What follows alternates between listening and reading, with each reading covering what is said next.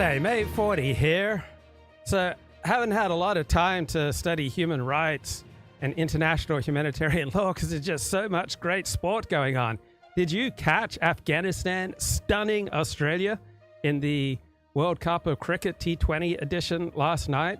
So now the United States takes on England. The US must be fighting for its life in about 2 hours. Then the United States men's national soccer team opens its Copa Americana campaign today. Wow. So Australia must beat India to progress in the World Cup, and Afghanistan must not defeat Bangladesh by too dramatic a margin. So much to catch up on. But let's begin with some thoughts here on masturbation from Dennis Prager. This is why religion turns people off. When you go around telling people masturbation is a sin and you're committing evil, believe me, you are not bringing people to God. You are alienating people from God. This is why. Okay, but don't religion stand for things beyond just marketing effectiveness? To the best of my knowledge, every Western religion or every monotheist religion condemns masturbation. Is there any major world religion that does not condemn masturbation? Is there any traditional approach to life in the Western world that does not condemn masturbation? I think this is just a universal. Now, you can do it in an obnoxious way, or you can do it in a more sensible way. So I wonder what Andrew Cuomo has to say here. The former AG in this case in New York, frankly, should have never been brought. And if his name was not Donald Trump, and if he wasn't running for president, the former AG in New York, I'm telling you, that case would have never been brought. And that's what is offensive to people. And it should be, because if there's anything left, it's belief in the justice system. This case in New York, frankly, should have never been brought. And if his name was not Donald Trump. Okay, main topic, the origin of human rights, the last utopia, human rights in history. This even though it's new, the history of human rights, I think, is typically thought about also in public discussion according to what I want to call a church history model. Now, let me spell out that analogy because it's really important, because it's what I want to argue against and replace. What do I mean when I say it's tempting to think about human rights as a kind of church history? Well, in Christian church history, which used to be written, how do historians treat Christianity? It's not an accidental idea, and it's not an idea that makes its way in the world on accident. Instead, they think about Christianity as the one true belief. And if it emerges, it does so because it's true and valid. And if it succeeds, it does so for the same reason. And I think roughly, that most people think about the history of human rights, including professional historians, in just this way. Now, of course, Christians knew that they were a new thing. Jesus was bringing good news, and there had been lots of people before them. But how did they think about that past? Well, history was, in a sense, on hold. You'll remember in Dante's Inferno, there's a whole part of hell for people who just had the bad luck to be born before Jesus. Now, there's also a past that church history does something different with, and that's the past of the Jews. How did the church historian think about Jews? Well, they were blindly anticipating something else. They may have thought they were trying to be Jewish and perpetuate the Jewish religion, but in fact their historical role was to bring about something later and be left behind by that something. Then once Jesus comes about, the church historian proceeds by giving a tale of apostles, saints, and martyrs. They may have to die for the one true faith, and we remember them for doing so. But if the religion succeeded, it's because they promoted the cause in a world of suffering and evil. Now, basically, human rights historians tend to tell the history of human rights this way. Someone comes up with the idea, And then a very few people, a kind of early church, stick with it against enormous opposition. Okay, so this is Samuel Moyn. He's a quite left-wing professor of history at Harvard University, and just an absolutely formidable intellect. I mean, just look at pictures of him. I mean, I would not want to go up against this guy in a debate. I mean, he is stern. I mean, he would spank me if I tried to debate this guy. All right, there are very few people who intimidate me, but Samuel Moyn, all right, I'd be absolutely intimidated to get, I mean, look at this. Just imagine that face looking down at you. And you would recognize that, like, he is the alpha male in the room. He is the uber, the alpha, the omega. Like, he's the man. Just formidable intellect, a completely different hero system from my own, but a formidable body of work. My God. Look at that. Look at that face looking down at me. I'm intimidated. I gotta click away. So, trying to get clarity on this topic of human rights, I looked to Christopher Caldwell and Paul Gottfried. They're two of my favorite intellectuals. And luckily, I found essays by both of them on essentially what's wrong with human rights. So Paul Gottfried wrote back in 2013, he says, some terms that issue from the media, which I have the misfortune of hearing incessantly as an academic, make me wince. And this is true, I think, for most academics, because unlike regular people, and unlike people in the news media, academics understand that pretty much all concepts are contingent, right? Meaning that there was more than one factor into their coming into being. And they developed at a particular time and place as part of a chain of interactions over time and over place. And so you have to understand everything in its situation, in its particular time and place. This is otherwise known as historicism. And so when academics look to understand a topic, they don't generally turn to the news media, because the news media talks about democracy as though it has one eternal meaning, talks about human rights as though it has one eternal meaning. And Paul Gottfried says the term that's been causing me the most visceral pain is human rights. And the pain became excruciating last week when I heard Fox News commentator Juan Williams insist that gay marriage is a human right. And so if Juan Williams had his way, the Supreme Court would impose recognition of this arrangement on every hamlet in this country. That's because he thinks it's fair, and it's required by the Equal Protection Clause of the 14th Amendment. So I have no idea how the 14th Amendment can require the imposition of marital practice that differs from how marriage was understood since the beginning of human societies up until a few years ago in this country. It is possible to see why the 14th Amendment might be invoked to uphold the right of every American taxpayer, whatever his color, to use the public facilities he pays for. But how can it require, except by an act of judicial fiat, that all Americans be forced to recognize marriage, same-sex marriage, as a cohabitation arrangement between people of the same sex? Supposedly, this entails a human right that must be equally protected. Right to what? Presumably of anything that those involved decide to call marriage and then oblige everyone else on pain of punishment to accept as such. So what happens if those who wish to experiment with new forms of marriage decide it'd be a good idea to practice incest? Does this too become a right protected by the 14th Amendment? What about group marriage? Right? Is this too protected by our Constitution? So the answer is that incest and group marriage may be entitled to legal protection against discriminators if they are classified as human rights. So what the hell? Two more rights added to the list won't really muddle the term human rights or more than it's already been muddled. Right? The term has been reduced to a rhetorical trope that is meant to impress the listener with the moral seriousness of the person who pronounced it. So that's what Samuel Moyn means when he says that human rights tends to be studied by scholars of human rights as though they were church historians studying the one true church. But just like the early church, this idea is destined to go far. So this tends to be the way, I'd suggest, even professional historians think about where human rights came from. The story is teleological. It's going somewhere. It's leading to us.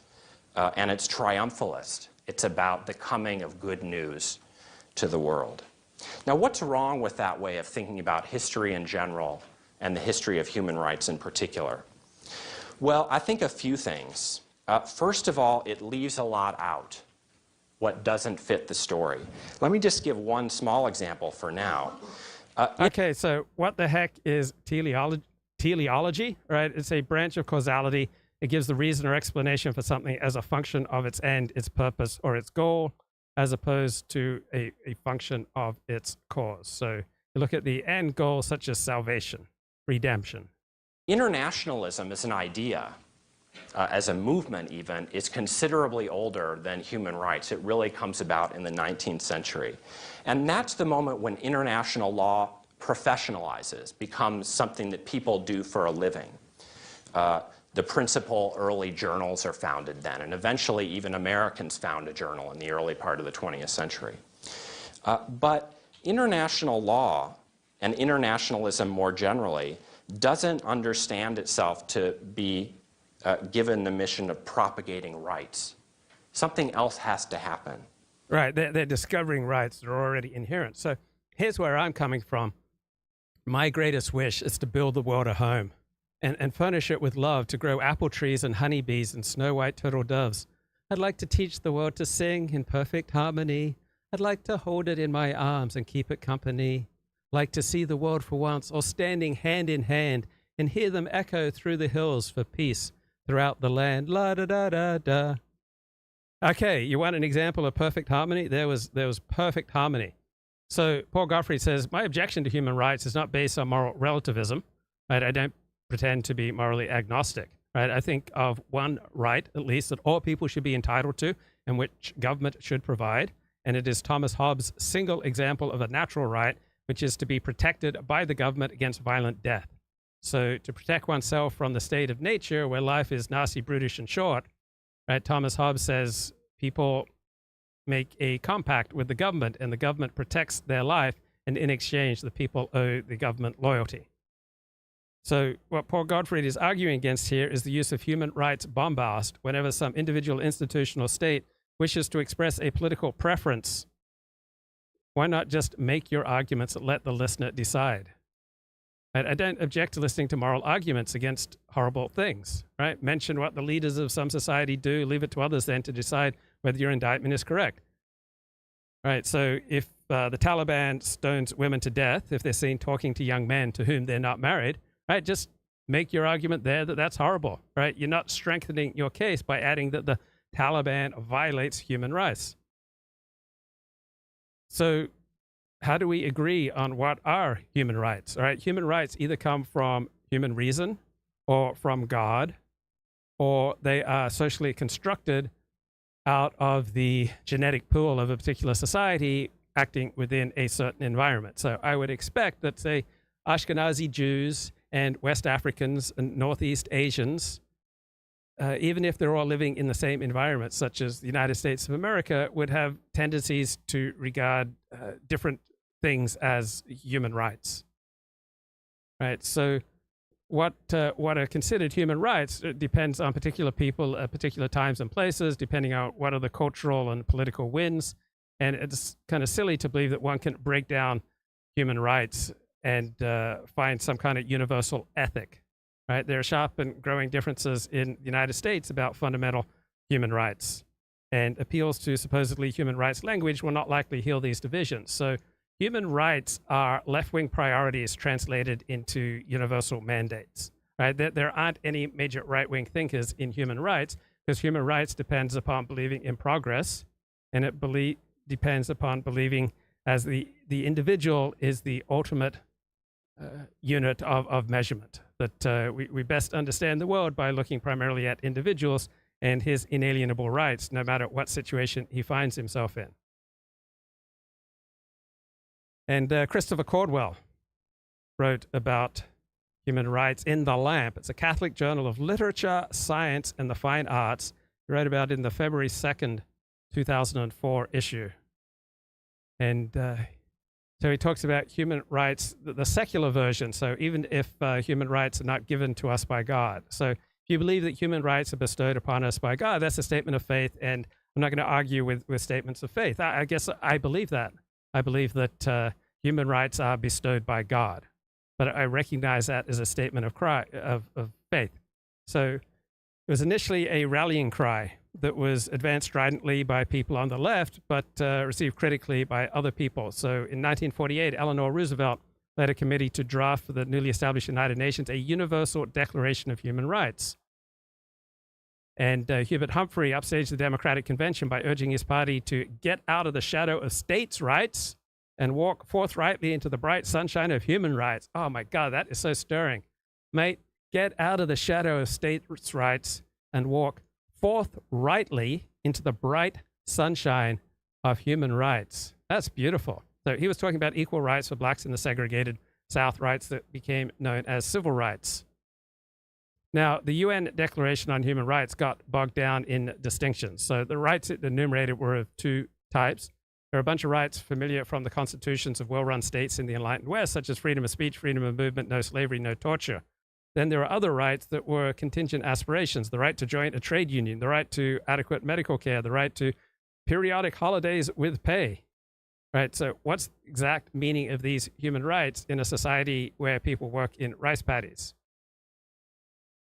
So the Soviet Union did not vote for the declaration, but it received a propaganda bonanza from Eleanor Roosevelt. Sure, people could now argue Soviet Union doesn't have bourgeois freedoms like freedom of speech, but the West doesn't have constitutional guarantees of cheap medical care and paid holidays. So nobody's perfect.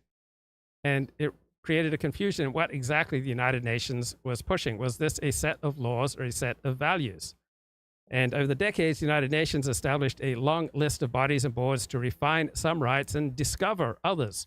Right? There was the Convention on the Elimination of All Forms of Racial Discrimination in 1969, the Convention Against Torture in 1984, the Convention on the Rights of Migrant Workers in 1990.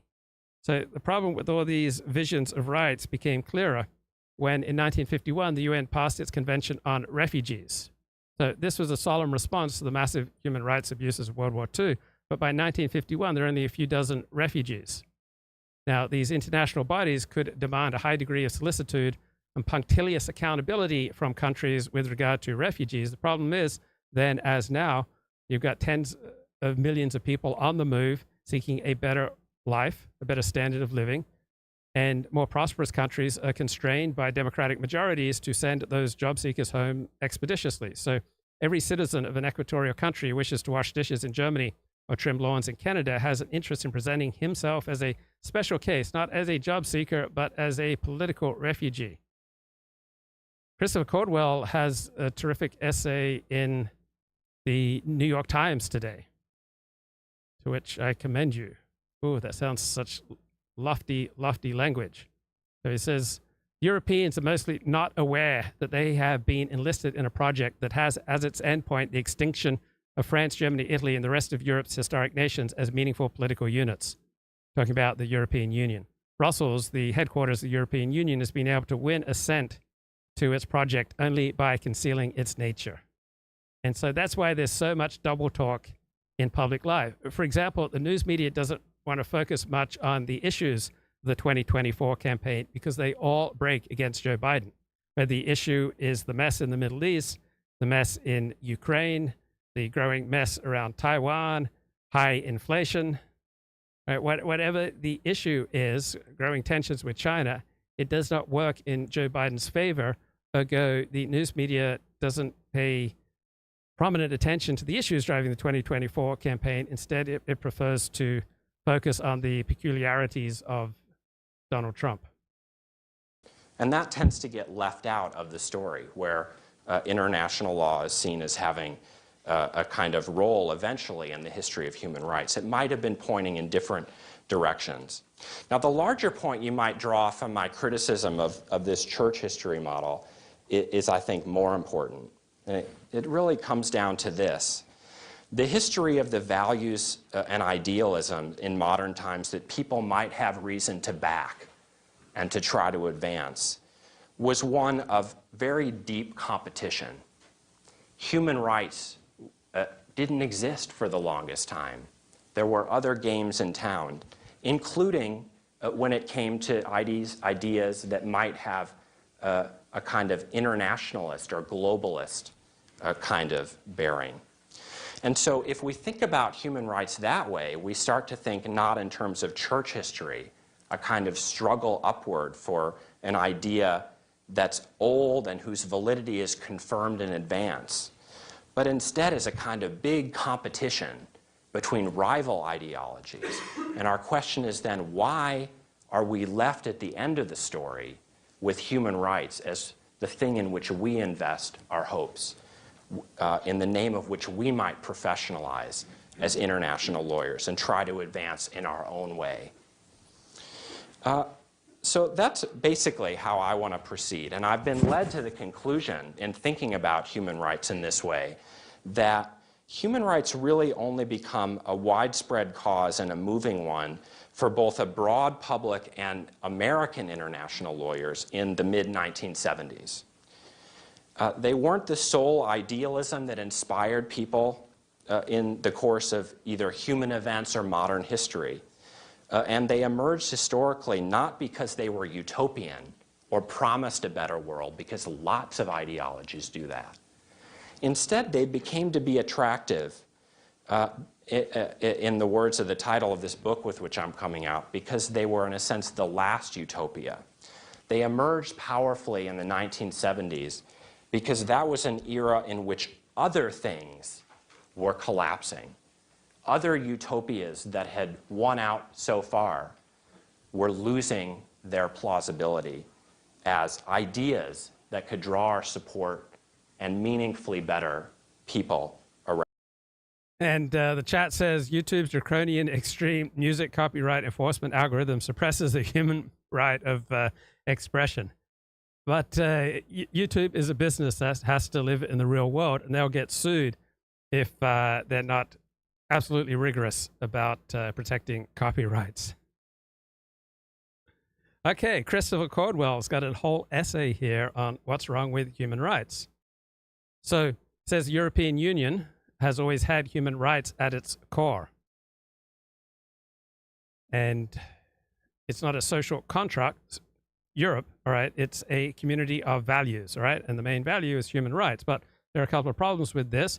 One is that European values aren't really universal, and the job of promulgating them has already been claimed by a body with more plausible claims to universality, the United Nations. So the job of defending human rights has already been claimed by a Western country with more cohesion, more military and economic power, the United States. So from 1948 onward, human rights, it was seen, would be pursued more easily within states, right? That's how rights have normally been understood, something that a state affords its citizens.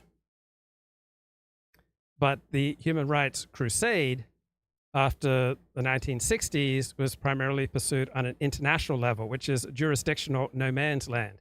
In domestic politics, you want to pursue human rights, then you infringe on the prerogatives of politicians. So the more human rights you have, the less democracy. You're limiting democracy because you're saying that you can't vote away certain rights.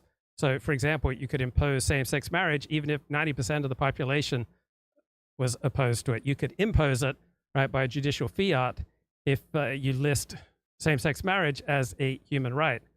So the more human rights you have, right, the less democracy you have and the less sovereignty you have. So sovereignty has traditionally been understood as the prerogative of the state, which has traditionally been understood to have a monopoly on violence. But when you say that there are all these universal human rights, you're limiting and reducing the sovereignty of the state and the ability of citizens to vote for the type of society and politics that they want. So human rights tend to advance alongside American capitalism, most energetically in foreign countries, largely behind tax-exempt non-profits, NGOs, national non-governmental organizations set up by Western billionaires. So you've got George Soros's Open Society Foundations, you got Bill and Melinda Gates Foundation, right? And for the State Department, this is evidence that free markets build free societies. But to anyone interested in protecting his country's sovereignty, is evidence that human rights is a stalking horse for American power. So primarily the Western nations that have come up with and promoted the cause of human rights. So human rights provides ample pretext for military self-assertion, particularly on behalf of the strongest military in the world, America. So there's a human rights doctrine of responsibility to protect, right? It was devised by Canadian diplomats at the turn of the century. and has brought about the catastrophic Anglo-Franco-American attack on Libya in 2011, which overthrew Muammar Gaddafi, and over the past 13 years has produced non-stop migrant crises in the Mediterranean as millions of people have moved from Africa and the Middle East through Libya into Europe, which is exactly what Gaddafi said would happen if you take me out. And the United States is not reluctant to use its economic power, and it almost always cites human rights violations when it imposes sanctions, as it now does on 24 countries. And those sanctions have killed hundreds of thousands of people, including just in Iraq, or at least with the 1991 Gulf War, when the United States took out Iraq's electrical grid. You've got studies suggesting that hundreds of thousands of people died as a result of that. So those who make foreign policy in the name of human rights, remember President Jimmy Carter said he'd make human rights the centerpiece of American foreign policy. They believe this means the United States will always be on the side of right rather than might. Human rights is as liable to serve as a pretext for conquest as religion used to be and surely will be again. So most of the problems from the universalism arise from the universalism that is the essence of human rights. So universalism is a corruption of objectivity, warns the French conservative Alain de Benoit in his book on human rights. So to be objective is to start from particulars. Universalism defines the particular by starting from an abstract notion. So to impose universal rights requires universal power, right? There are fewer checks on an army crusading for human rights than on an army crusading for the glory of God, right? The religious crusader, if he is in good faith, fears judgment under the law of God that he proclaims. But the human rights crusader is the creator and the promulgator and the discoverer of the very law that he proclaims and conquers. If you are making your arguments in the name of humanity, then anyone who doesn't agree with you is an enemy of humanity to be treated accordingly. So this is very different from the Carl Schmitt notion of the enemy. The enemy is he who threatens your life, threatens the life of your people. Doesn't make him bad, just means that he threatens your life. And so the traditional understanding of the ethical use of violence is that whichever is necessary to protect yourself and your family, your extended family, your people, your nation. Right? If your nation needs to wage violence to protect itself, then this is normally considered appropriate. We have another French political theorist, Julien Freund, used to wonder where people got the idea that a universal state would be a peaceful one that would put an end to war. Imagine a globalized society like our own, ordered by a global state. Politics would still be politics because human nature would still be human nature. All that would change is the vocabulary. Wars would become called civil wars, and enmities would be called heresies. All right, and human rights, all right, they reduce democracy and they reduce sovereignty, and thereby they corrode given political systems. So we have intellectual historian Marcel Gouchot, longtime activist in France socialist parties in the party, and he says democracy itself has been transformed by these increasingly frequent invocations of human rights. And this is paradoxical and self-destructive because classic democracy involves the sovereignty of the people who are empowered to rule. But now you have a new sovereign. That is the idea of human rights. It's a new liberal left-wing version of democracy that involves the sovereignty of the individual person who is entitled to all sorts of human rights that the state cannot diminish. So securing those rights for the person means the people's right to rule must be suspended, right? You can have human rights and limited democracy, or you can have democracy and limited rights, right? Democracy and liberalism have a tension between them. Liberalism is all about we have inalienable rights and the individual is the center of all things. But if you have a democracy, then you understand that the people have a right to establish rights for the type of society that they want to develop. And usually it's the courts that affect this transformation, right? Securing ever more rights, meaning that the people's right to rule must increasingly be suspended. So in California, you had a referendum, Proposition 187, was it 1996? And California voted for Proposition 187 to deny some forms of welfare benefits to people in the state illegally. And California Supreme Court ruled it illegal, so the people's right to rule had to be suspended. So human rights-based liberal democracy turns into a weapon against democracy. So usually human communities are focused on perpetuation and survival, and cultural continuity through religion and biological continuity through sex. And human rights crusades want to undermine these arrangements that secured such continuity. So you've got a lifting of the taboo that used to weigh on homosexuality as the anti-procreative practice par excellence. So marriage once served the deadly serious purpose of protecting the offspring of love from the fickleness of love, now serves the frivolous purpose of equalizing dignity among citizens, right? So it cuts not only against traditional culture, but also against modern culture as it was understood until recently. Right? And so the more we move away from the state of nature, right, the more necessary we think it is to signal special roles for men and women. Human rights activists seem to be moving from the purported efficiencies of the liberal free market economy, which is supposed to work optimally when guided only by the invisible hand. Human rights ideology promises that we'll all be more productive, more orderly, and more happy once all social institutions are destroyed and all traditional values are renounced. So we've got these utopian schemes, the Enlightenment, that have steadily eroded society's traditions. Let's get more here from Samuel Moyne. Around the world. You could put it differently. They succeed because they avoided the failure that beset other powerful ideologies, whether those ideologies involve the nation state or other kinds of internationalisms.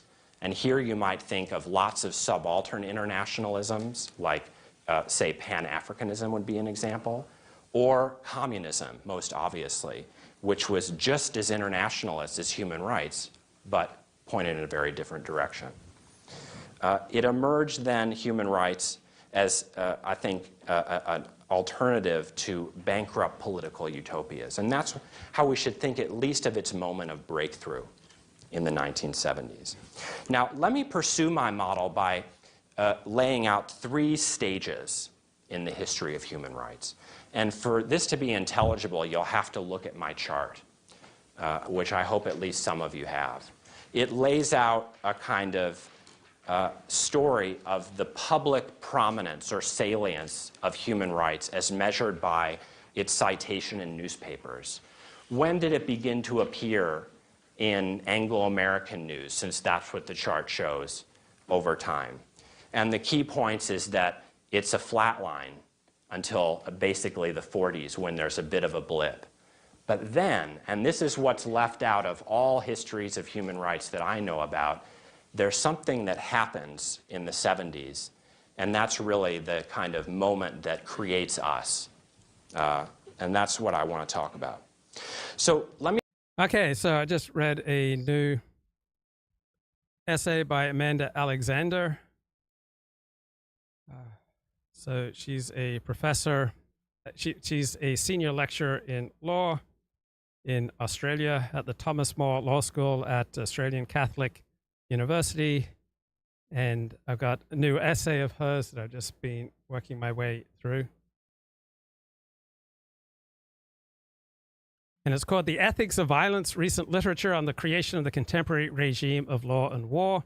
So she reviews recent literature that interrogates the development and deployment of the contemporary regime of political violence. This is a diverse literature, but it traverses the creation of legal categories, the cultural values and the ethical concerns that shape the current regime, shows how these laws and values are created through political and cultural negotiations and how they become political mechanisms that erase or legitimize violence. These works reveal the contingency and dangers of the current paradigm of ethical violence.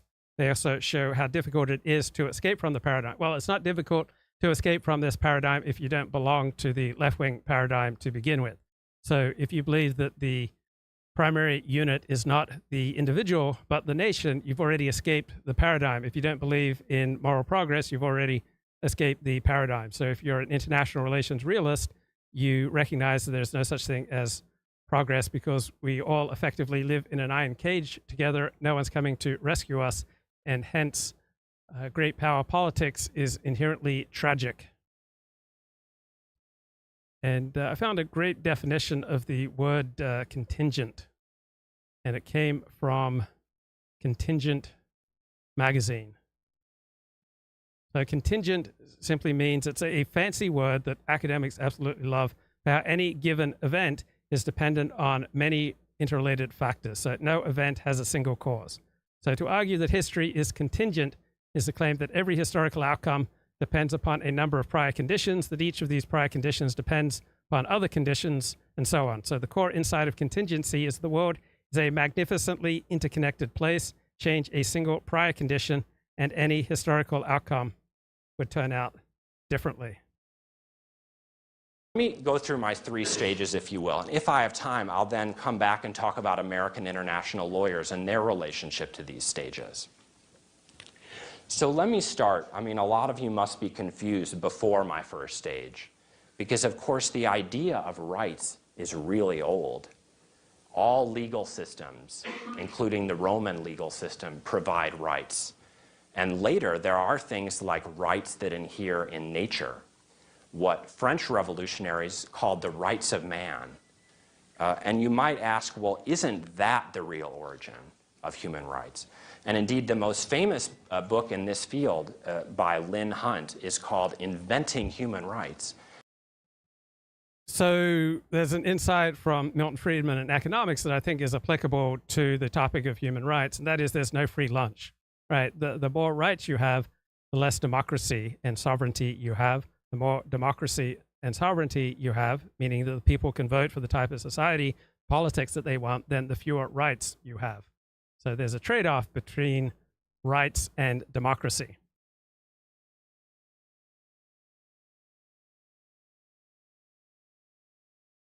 All right, so where do rights come from? All right, likeliest answers are from God. All right, if you believe that rights come from God, it's a statement of faith. It's not worth trying to argue against it. You can argue that rights come from the use of human reason, or this is what I would side with. Rights are socially constructed, springing from the combination of particular genes with a particular environment. So before we had a concept of universal human rights that every individual should be guaranteed without regard to where he lives, it was taken for granted that the ethical use of violence was whatever violence was necessary to keep your people safe. Your nation was your extended family. The enemy was he who threatens the very lives of your family. So before we had human rights, universal human rights, Israel's war in Gaza would not have been considered genocidal. Right? This term was barely used prior to the 1970s. People on the right don't tend to talk about human rights nearly as much as people on the left. That's why, to the best of my knowledge, there are no major right-wing thinkers in the realm of human rights or international humanitarian law. So people on the right are much more likely to talk about human responsibilities, at least as often as human rights. And Samuel Moyn, the bloke I was just playing, he notes that the humanitarianization of human rights, so this idea that they are universal, comes at the cost of local, strong, and expensive solidarity with distant, weak, and cheap solidarity. And so was it necessary for solidarity with our fellow citizens to wither as solidarity with our fellow humans gains ground? So you'll notice the people who most strongly believe in universal human rights tend to be the least concerned at building solidarity with their neighbors and their fellow citizens. So conservatives believe in concentric or adjacent rungs of solidarity, right? That your first obligation is to yourself, to your family, to your extended family, to your friends, to your community, and to your nation. Liberals, people on the left, tend to believe in a leapfrog solidarity that jumps around from, say, an individual in California to, say, oppressed lesbians in Uganda. So conservatives typically define their group loyalties concentrically, moving from their families to their communities, to their class, to their religions and nation. Modern liberals' defining trait is making a public spectacle of how their loyalties leapfrog over some unworthy folks close to home in favor of people they barely know. Christopher Caldwell wrote a terrific book in 2020 called The Age of Entitlement, America Since the 1960s.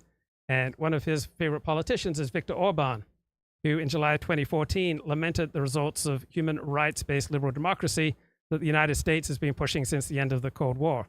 So under communism, in the late 1980s, Viktor Orban was a fearless defender of what he thought were Anglo-American ideas of liberty, but now he sees they are subject to a terrible paradox. So Viktor Orban complains that the liberal organization of society is based on the idea We have the right to do anything that does not infringe on the freedom of the other party. But one of the foundational principles that I use to understand the world is that everything the individual does affects other people. You spend your spare time looking at sports or looking at porn or looking at works of Christian theology, that's going to have an effect on other people.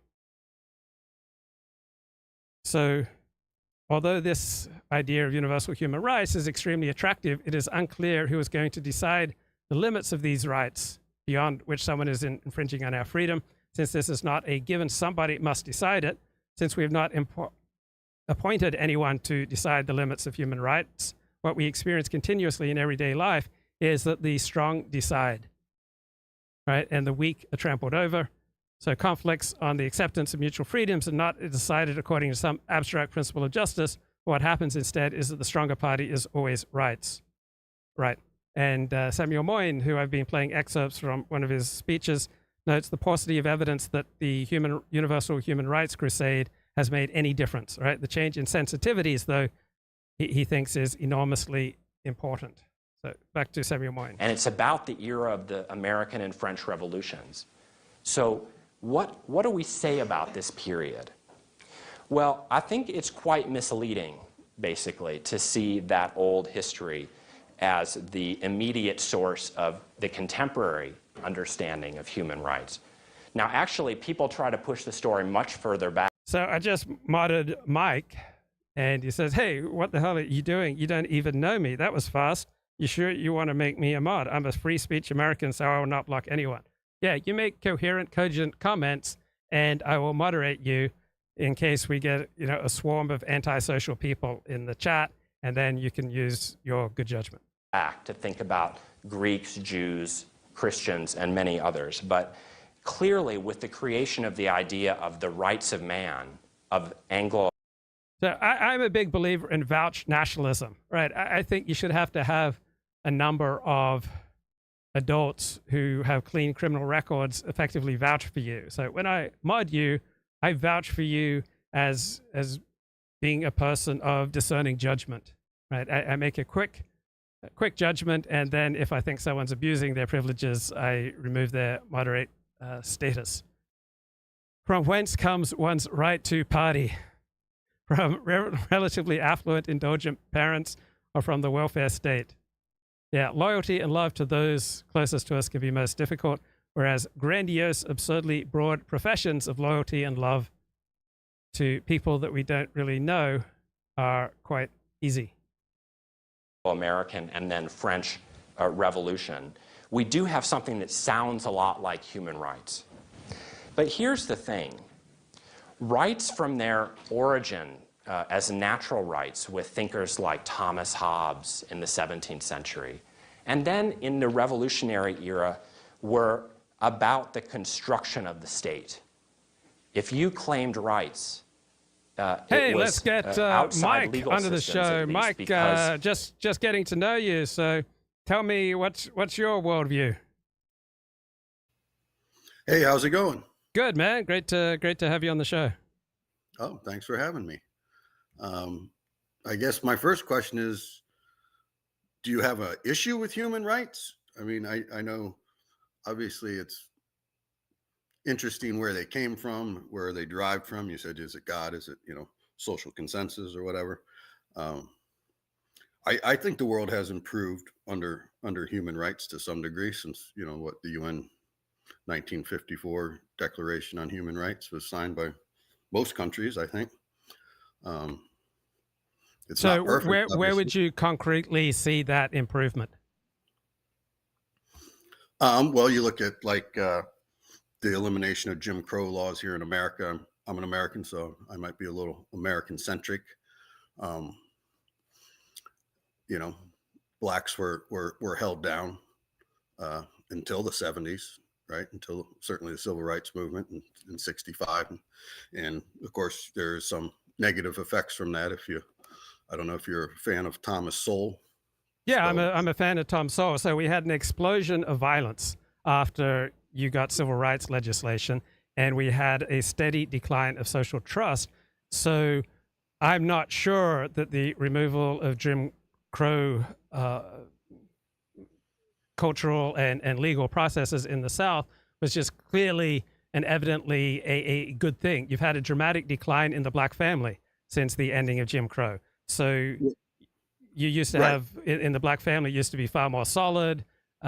Black children would grow up in a two-parent household, and that was trashed by civil rights legislation and social welfare legislation. So I see the decline of the black family as a bad thing. I see the explosion in criminal violence, particularly, after the first civil rights legislation, as a bad thing. And I see the steady decline in social trust and social cohesion as a bad thing. And I see the loss of rights to private property and to freedom of association as bad things. So I'm not at all sure that the civil rights legislation was a good thing. Well, I disagree. And I think you were correct in saying it was the social welfare programs that had this unintended consequence of breaking up the black family. I used to say that myself sometimes, that African American men did not react well to for more freedoms, because they obviously then many abandoned their children and their families. But I do think that was more on the social welfare programs. I'm sorry, who's this senator? What was his last name? Senator, you're talking about Hubert Humphrey saying that we need to step away from the shadow of states' rights into the glorious sunshine of human rights? No, the guy you are having clips of. Oh, that's Samuel Moyne. So he is a Harvard historian. Okay, because I thought I heard Moynihan. No. I'm sure you know the famous yes. Writings of Moynihan in '68 or something about how the black family is going to be wiped out, or we need to do something about black men abandoning their families. Yeah, he wrote a famous paper in the 1960s. So whatever perspective I think you take on any one part of human rights, I think there's something that we can both agree on, and that is that all things come with trade-offs. There's no free lunch. And so as you have an expansion of human rights, you simultaneously have a decline in the right of citizens to vote for the type of society and politics that you want. And so even if one has considerable sympathy for human rights, one recognizes that it comes at a cost of sovereignty and democracy. Sure. If you are talking on an international scale, I see, what was it, Namibia, just their Supreme Court struck down a law against homosexuality. So the liberals are definitely winning in many parts of the world with their arguments of what human rights should be. Whereas I'm big on Muslim YouTube channels, seeing what Islam always says, and they're very anti-LGBT, and they're holding to their sovereignty on that to some degree. So do you think a Muslim nation should have the right to decide for itself what, if any, rights it wants to accord to homosexuals? Yeah, I think we have to maintain sovereignty if we're going to maintain nation states. That seems to be the way the world has shook out. The fall of empires, of course. As an American who believes in a lot of freedoms, it's kind of a quandary. But yeah. States have to be sovereign. They have to, look at the Taliban. They kicked all the girls out of schools. The liberals are very upset with that. But that's to some degree an Islamic way. I don't know if you ever heard of Daniel Hakikaju. He has a channel called The Muslim Skeptic. He's of Iranian descent, but he's in Houston, and he did a whole thing on why female education is bad. You see a lot of stuff on people saying feminism has destroyed much of the world, or certainly the gender roles and all sorts of things. But again, I'm kind of a libertarian, more or less. So if a Muslim nation wants to rule that girls are not allowed to go to school, do you think that they should have that right? or should there be some kind of intervention or armed, attack on the country to overthrow it if they don't accord girls the right to go to school? I would say they have the right, certainly, to do that. I would not be in favor of armed intervention. I think we need to get away from all this armed intervention. It hasn't served us well. Look at Afghanistan. 20 years of armed intervention. They went underground and just waited us out. But I would have no problem with liberal democracies, making them a pariah or boycotting them economically. Oh, what about closer to home? Let's say you've got a black entrepreneur. He starts a business and he only wants to hire black people. Would you like to see him prosecuted for violating the civil rights of non-black people who might want the opportunity to work for him? Yes, I used to be, like I said, I guess more libertarian. I remember in college, several of us made the arguments if a diner doesn't want to serve blacks, they shouldn't have to. That's business. But when you're conducting business, we see this whole thing with the baker in Colorado and florists in Oregon or something not wanting to be at gay weddings. It's a hard balance with religious rights. I'm an atheist. I'm not religious at all, but I do support freedom of religion. But when you're in business, you're in the public sphere. You have to abide by laws against discrimination. I think you could, unfortunately, one of the things about America, and we're a democracy. Well, we're a representative republic technically, but you have to have some bulwark against the tyranny of the majority. You can't just let things rule by, the masses. So, if you were a black business owner and you only wanted to hire black people, and that could be proven, the Equal Rights Commission guys would have to come down on you. Do you think America is a better nation that entrepreneurs are not allowed to just hire who they want to hire? Well, if it's based on race, again, the problem is, you might have some black guys who only hire black guys, and that'd be good for the black guys, but the majority of people are still white, and the majority of racism is against blacks or Indians or whoever, and you could ultimately have some serious economic depression, certainly in the South. And what if an employer can refuse to hire someone if they don't like his religiosity? Right, that's being religious is not necessarily a protected category. So there are protected categories such as race, but which categories do you think should be protected so that we need government intervention to disrupt hiring practices? So clearly you believe that the racial categories should be protected. What about sexual orientation?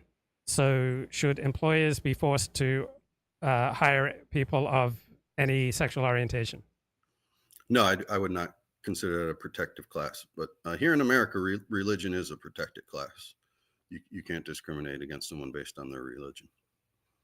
Well, you can choose not to hire someone because you don't like their religiosity. That's you not can, but protected. if they can prove that that's the reason you didn't hire them, you can sue them. You can take them to court. I don't believe that's true, but one of us is wrong, so I won't belabor it. Well, I know this. There was a pretty famous case of, I don't think it was Mormons, but some girls who worked for Burger King, and Burger King said, "Well, here's your uniform. You wear slacks and a shirt." And they're like, "No, we're girls. We don't wear slacks. We wear skirts." They may have been Jehovah's Witnesses. I'm not sure. But anyways, you're right. Wait, I just checked it out, and you're right. You can't discriminate against someone because of religion. My bad. Go ahead. That's all right. So anyway, there was a whole case on you had to let them dress the way they wanted based on their religion. If it's you got to you got to prove it's a a true religious belief. Sincerely held, I think is the term for it. And But is there any? Go ahead. I don't think behavior can be a protected class, and homosexuality is clearly a behavior. Okay. And is there anywhere that you think the development of rights has gone too far, particularly in America, and imposed an overly onerous burden on the majority and removed their democratic rights? So, for example, Californians passed Proposition 187, I believe, in 1996. They didn't want to give certain welfare benefits to people in the state, people in the country illegally. And California Supreme Court ruled that it was illegal for this to go into effect. So the people of California did not have sovereignty to decide to abstain from giving welfare benefits to illegal aliens. Yeah, that's judicial overreach, certainly. There's no reason that illegal aliens should be. I don't think rights of nations extend to illegal aliens. Apparently, I think the court may disagree with me, but to me, our Constitution shouldn't cover illegal aliens. Right. And so, what political issues get you the most excited these days? What gets you up in arms? Oh, I'm not that passionate to get up in arms about almost anything. I'm a pretty easygoing person. Never been to a protest. Never been shouting in the streets or anything. I think the whole transitioning thing is interesting. I was just actually somebody recommended your channel to me when I was on a different channel, and the guy was talking about what is a woman and why when Khadijah Jackson Brown couldn't answer what a woman was, and she became a Supreme Court justice. That was certainly embarrassing. I don't know how, and I don't know if you saw that clip. I think I'm aware of it. A lot of people on the left can't answer what a woman is. Yeah, I think Senator Blackburn maybe or something. A female senator asked her, can you define a woman? And she said, in what context? I don't know why the senator didn't say in a legal context, but Khadijah Jackson Brown said, well, I'm not a biologist. Like, okay, so what? You don't know what a woman is. You can't define a woman, but you're a lawyer, So again, that was sad to see. I think, we always have the pendulum always swings too far one way and then hopefully gets corrected. I don't know when this huge rush to do gender, transitions and puberty blockers and all this nonsense. The NIH has come out with a study that says 80% of gender dysphoria in teens is transitory. You got to let puberty run its course. Kids get confused sometimes. Let's not start pumping them full of drugs that have great effects on their bodies and stuff. And so I think that's kind of the big issue of our time right now. And do you think that children under the age of 18 should have the right to transition their sex and to have their sexual organs mutilated? No. What about same-sex marriage? Do you think that should be imposed upon states, for example, that might oppose it? Yeah, I mean, I thought there was a decent compromise with the whole, civil unions thing. I know the religious people get upset over the term marriage, but that doesn't bother me any. If the gays want to marry each other, let them be. I would think the way we should move forward is more the government get out of marriage altogether. Obviously there's all sorts of laws that come around actual marriages. I think marriage is kind of dying down as even an institution. I think we'd be better served if people actually wrote out contracts. I remember years ago, it was probably 10, 15 years ago, there was a guy on, I think 60 Minutes or something, him and his wife, and they'd literally wrote out a contract, like she has to have sex with him 3 times a week or whatever, blah, blah, blah. It was very detailed and stuff, but I think that would be a better better system if people are wanting to join themselves together. It'd be done contractually. Right. So how would you describe your worldview or your hero system, your notion of what's heroic and good and what is cowardly and bad? I've never heard of a heroic system. I think moral behavior towards your fellow man is good, and being an asshole is bad. I mean, treat people properly and with respect, and they should do the same.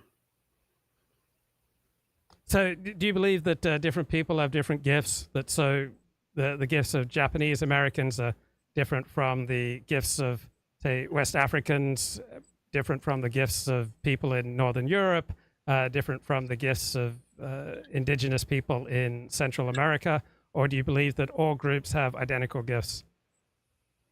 If by gifts you mean like skills or attitude? Proclivities, yeah. No, of course. I mean, culture is a very powerful thing. In fact, I was just watching Thomas Sowell, and he talked about I forget, like the Swiss watchmakers. They were actually immigrants from, I don't know, the Habsburgs or somebody, in the UK. That some people were driven out of where they were, and they went to England, and they brought their skills with them, and different cultural groups, how those skills can come with them, and you see them through generations, even though they're in a different land. But yeah, the Japanese are going to bring a whole different skill set than West Africans. I remember Buchanan, when he was running for president once, he got in a lot of trouble because he said, who's going to assimilate quicker into American culture? A British guy, somebody from England, or a Zulu from South Africa. And oh, that's racist. That's racist. I mean, it's a fact. I mean, they're different cultures. Where our cultures, obviously, we came from the British, so we align more with the Brits than we would with Africans. So what do you think is the basis for morality? Obviously, you don't believe that morality comes from God. And do you believe that morality is each individual's choice? Or do you believe morality primarily comes from society? What do you see as the basis for morality? Yeah, there has to be a social consensus on morality. And would it help to have that consensus if there's more homogeneity in the community as opposed to diversity? Sure. But right. It also has to be a homogeneity of thought, not just of culture. You have to have everybody has to agree. We're constantly, I'm all for the marketplace of ideas and people battling it out, that way. What is freedom of speech? I guess you're a Canadian or Australian. Oh, you're Australian. Okay, so you're not Luke Ford, huh? Yeah, I am Luke Ford. I'm Australian. You are? Yeah, okay. I live in Los Angeles now. Oh, okay. So like Australia, even, right? You guys have hate speech laws and things like that. Here in America, we don't have hate speech laws. The Klan can still run around saying what they want about Jews. Obviously in Germany, they don't allow swastikas to be displayed.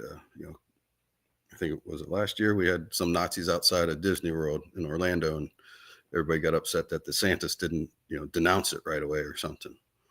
Well, ignore him is the better thing to do. But yeah, you have to have some homogeneity of thought and culture to create a nation state. Obviously, America's it's a big nation, so there's some diversity of thought through. You're in LA. I'm sure it's going to be a little different if you go to Birmingham, Alabama. So do you accept the theory of evolution? Yeah, I think that's the best theory at this point. So would you expect that evolution would develop differently depending on where you evolved. So for much of the last 10,000 years, there wasn't a lot of travel, say, between Africa and Australia, between Africa and the Americas. And so one would expect, if one holds by evolution, that different peoples evolving in different environments would evolve to have different gifts. Absolutely. Yeah, so the evolutionary pressures in equatorial Africa are quite different than the evolutionary pressures in northern East Asia or northern Europe or in Central America. So I would expect surviving and reproducing in completely different environments would produce people who are particularly skilled at different things. Absolutely. My big theory is snow. I think, if you talk about the North versus the South and how the North is more industrialized and developed, I think a lot of that has to do with when winter came, you better be ready. So, it's the old grasshopper and the ant parable. So in the North, people had to, make hay while the sun is shining and store up food. And so they created a lot of technologies that the global South didn't need. You can go hunting all year round in equatorial Africa or even the Americas. I guess my theory kind of falls apart with the North American Indians weren't very advanced. The Iroquois had like long houses and stuff, but anyway, absolutely. Your environment's going to dictate your evolution to some degree. Obviously, like Australia has a bunch of weird animals compared to the rest of the world. As an island, we have key deer here in Florida that are tiny little deer because they're out on the Keys. They're on little islands, so they don't become as big. Let me ask you a question that's completely out of left field, but see if you want to entertain it anyway, because I think it's an important question, and I'll take a minute on you. So to set it up, I had a beautiful girlfriend, and I asked her, she was 41 at the time, so she was not a spring chicken. I asked her, what percentage of your self-esteem comes from being beautiful? And she said 100%. And so I've developed a theory lately that you can pretty much detect the sources of our self-esteem by how we spend our spare time. So if you spend the overwhelming majority of your spare time with your family, then your family, in all likelihood, is the primary source of your self-esteem. I spend the majority of my spare time reading books, writing essays, and doing live streams. So these activities are probably a large part of my self-esteem.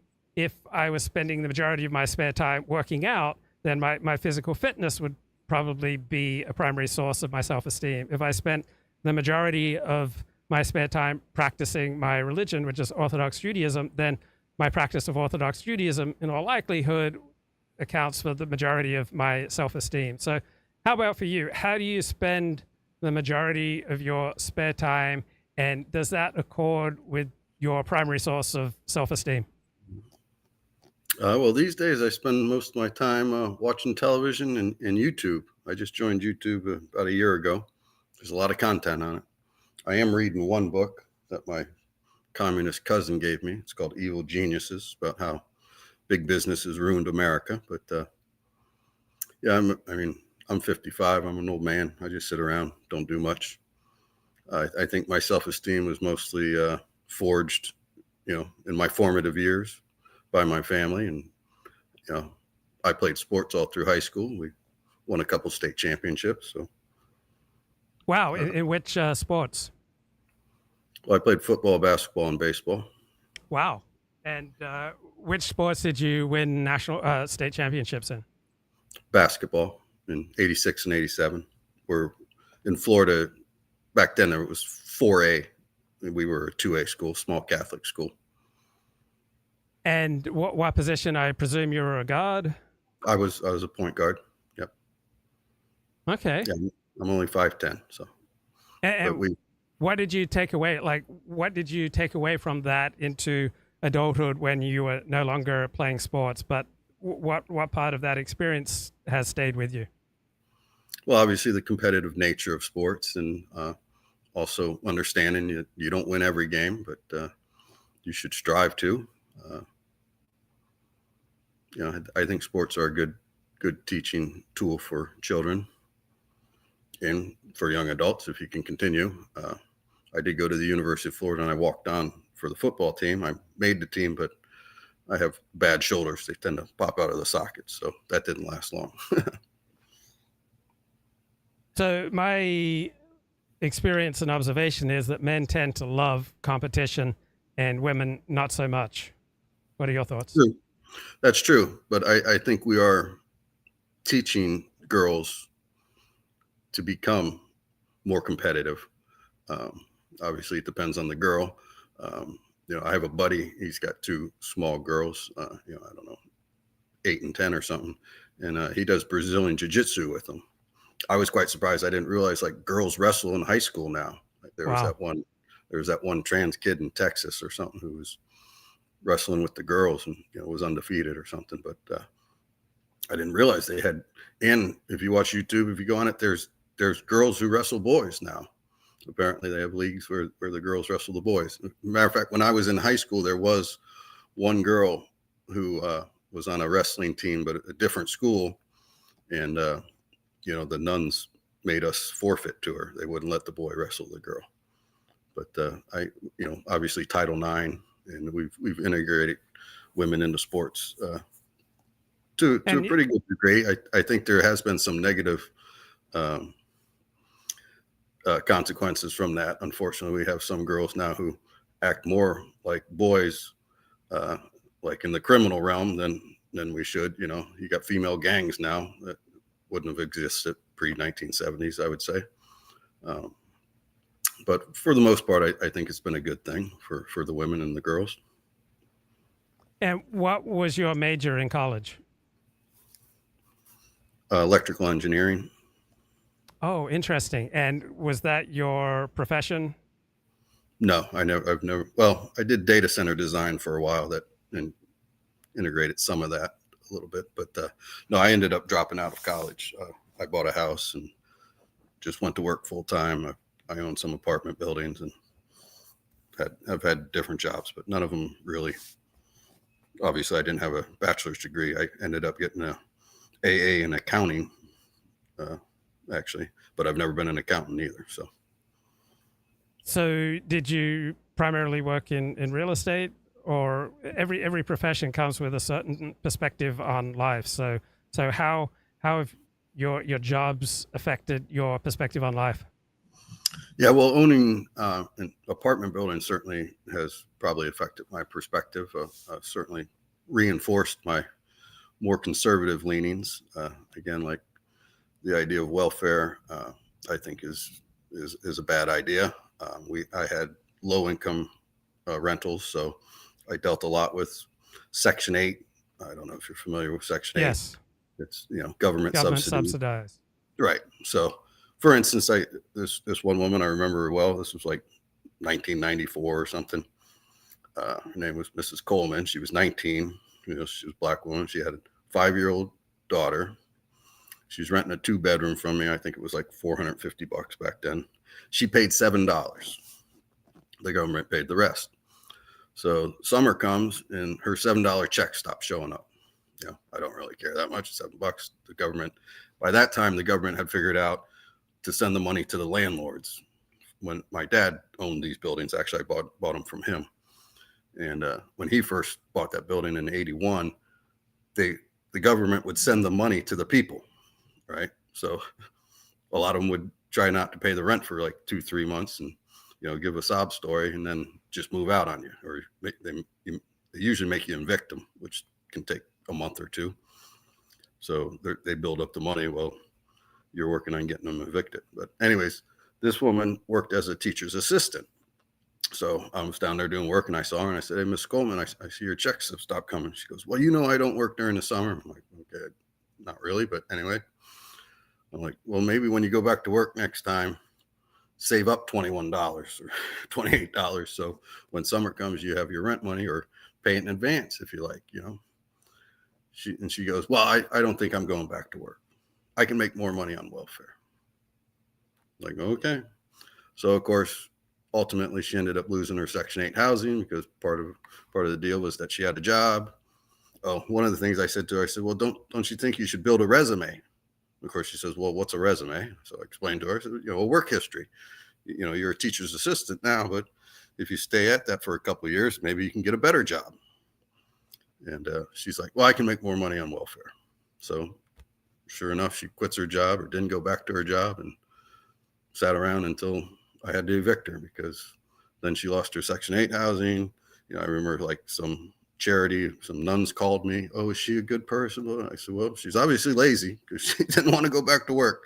So, her electric was paid for. I remember one time I was down there and I feel this cold air coming out her window. I'm like, man, this window doesn't seal very well. I look at it. Well, it's open like 4 inches. She's sitting on the step talking to one of the neighbors. I'm like, Miss Coleman, this window's open. Your air's on. She said, oh, that's so if I can hear the phone ring. Like, well, first of all, why are you sitting on the steps when you got an air-conditioned house here? Why don't you sit in the house and talk? I'm in Florida. It's hot outside. But anyways, if you don't pay your electric bill, I guess you don't care that you got air conditioning just coming out the window. But my other job was, like I said, I did data center design for about 15 years. A friend of mine actually owned the company, and that was interesting work. But yeah, wait, let's go back to being a landlord. Did you notice that different ethnicities make better or worse tenants? No, not really. It is interesting. The biggest building, a 9-unit building that my dad bought in 81, and then he had a 4-plex he bought in 79, and they're both in St. Pete, and they're just on the north side. They're both, one's on 3rd Avenue North, one's on 2nd Avenue North. And so like in 81, the 9-unit building was all white. In fact, my grandfather came down from Wisconsin for a winter when they were retired, and they stayed in one of the apartments. By the 90s, it was all black. But the poor whites don't make much better tenants than the poor blacks. What about Asian females? I would expect that they would be the group least likely to get into trouble with the law, and therefore also the most likely to pay their bills and to be good tenants, meaning Northeast Asian females, or females who are Korean, Chinese, or Japanese. Yeah, never had any Asian tenants. Well, again, you know that they have very low crime rates, so wouldn't that tip you off that they'd probably be more responsible and respectful tenants? Sure. I mean, but none of them ever applied to live in those buildings. So not much I can do about that. Sure, there's YouTube guys who have, show people in Japan and South Korea, they have stores where there's no one in the store. You just go in, you buy your stuff, you pay for it, you leave. And ironically, to me, it was like this woman, it was like a candy store or an ice cream shop. Like, you would think the teens would be in there stealing stuff, but yeah, their culture is so, shame centric, and, you would shame the family if you got caught stealing and whatnot. So nobody steals, which is ironic, because I remember one time me and a friend, I think we were in Ybor City or something, but this big black woman's going down the street just screaming something. And my buddy looks at me, he's just like, they have no shame. Like, yeah. So I'm not a religious person, and I'm not big on, religious shaming, but culturally you have to have some.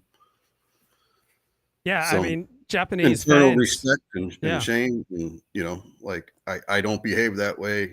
There's some rock song where the guy's like, yeah, I could do drugs every night, but what if they found me in a ditch? Like some cheesy high school kid.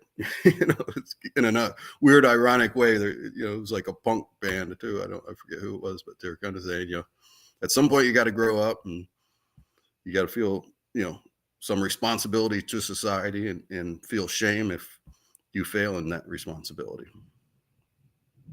So in 1971, there was a U.S. Supreme Court decision called Griggs versus Duke Power Company, and it was about employment discrimination, and it developed. The black guys. So this theory developed disparate impact. So you could not employ any kind of test for employment applicants that would have a disparate impact on different groups. So, for example, you can't use an IQ test or its equivalent because different groups tend to score differently on IQ tests. Are you a fan or not a fan of disparate impact theory? Not a fan. I mean, I think I read on that case one time, Duke Energy, right? When the Duke family, the tobacco guys, but and it was something about after the civil rights, right? Like they didn't hire blacks. It was in North Carolina or something, right? One of the Carolinas. And so then they started adding, well, you have to have a high school diploma. And a lot of the blacks didn't have high school degrees at that point. I can't remember if that's what the whole thing turns in, right? Well, they were using the equivalent of an IQ test, and it had a disparate impact on different groups. Okay.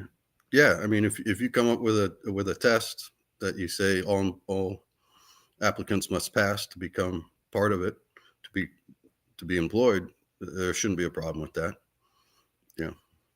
Even if it's the SATs. I know that I know some people have always claimed, oh, the SATs are racially biased, and the only thing I've ever heard was somebody used the word regatta as an example. Like, right? How would a black kid know what a regatta is? Like, okay, I don't know. You got to come across the word. If you're not in the yacht club, you might not know it either. If you're white, so what? So life has a way of teaching us what we're good at. What have you learned from life about your particular skills that stand out from other people? I don't know. Well, I've been told I have very good follow through and attention to detail. My last job, actually, a friend of mine started a company. I relocated to New Smyrna Beach on the other coast of Florida to help him start this importing flooring. So I ran his warehouse and whatnot. And I always found it funny. I mean, I'd call people back and they're like, "Oh, well, thanks for calling me back." I'm like, "Well, yeah, we're trying to sell you something. Why wouldn't I call you back?" But the industry is kind of known for people not following through on things. It seemed very bizarre to me. People were just thrilled when I would call them back to give them the information they wanted. I've always been confident in my ability to make money in America. So I don't know if I have any great skills, but as they say, showing up is 90% of it sometimes. Right. I'm very punctual. Being of German descent, we're very punctual. Right. Okay, Mike, I'm going to let you go for now, but feel free to come back later on in the show if you hear some things that you want to comment on. So make a note to yourself if you care to about things you want to comment on, and feel free to pop back in at any point later on in the show. All right, sounds good. Okay, man, take care. Okay, so as I get myself together here, I want to catch up and return to the topic of human rights. You argued that your state had failed to protect your rights, and because of those natural rights, you had permission from nature to replace your state with a new one. That used to be called a revolution. And we did that in this country, and of course, in different ways, the French, who really are those who began speaking about the rights of man, did. And so you could put this another way. Rights in their early versions were about the construction of citizenship spaces, which were necessarily bounded. Now that seems to me... In other words, we used to think of rights as something that primarily came from the state, and rights was something that the state gave to its citizens. All right, I want to return to this essay by Amanda Alexander on what constitutes ethical violence. So she begins, war is a cultural artifact. What constitutes war? Who is allowed to wage war? Which forms of violence are accepted, glorified, or abhorred, or shaped within particular societies? So I agree with all of this. The rules governing war reflect and reinforce cultural concepts of war. Contemporary ideal of acceptable war is a carefully regulated humanitarian war. So a good war should be carried out in a way that is clean, precise, sparing of civilians and even combatants. And yes, this is the current human rights focus idea of what a good war is. It's clean. The purpose of war should be to protect the weak and to control the violent. genocide and crimes against humanity are the ultimate transgressions in this paradigm of war. Humanitarianism and the protection of civilians are the best justifications. So I would add to this definition of war being a cultural artifact, it's also a biological thing, right? Different forms of life struggle for survival. You don't find in nature multiple subspecies living in harmony with each other. One thing that you do find in nature is niche construction, right? Organisms changing their environment to make it more suited for their thriving. So the best interests of one organism, for example, often clash with the best interests of other organisms, right? Eucalypti, for example, emit chemicals that make it difficult for other plants to grow underneath its branches. Lemon ants use formic acid, which is a herbicide, right? So they eliminate other plant life and tree life that's unsuitable for their lemon ant colonies. Lemon ants produce distinctive habitats known as devil gardens, and they do this by producing an herbicide.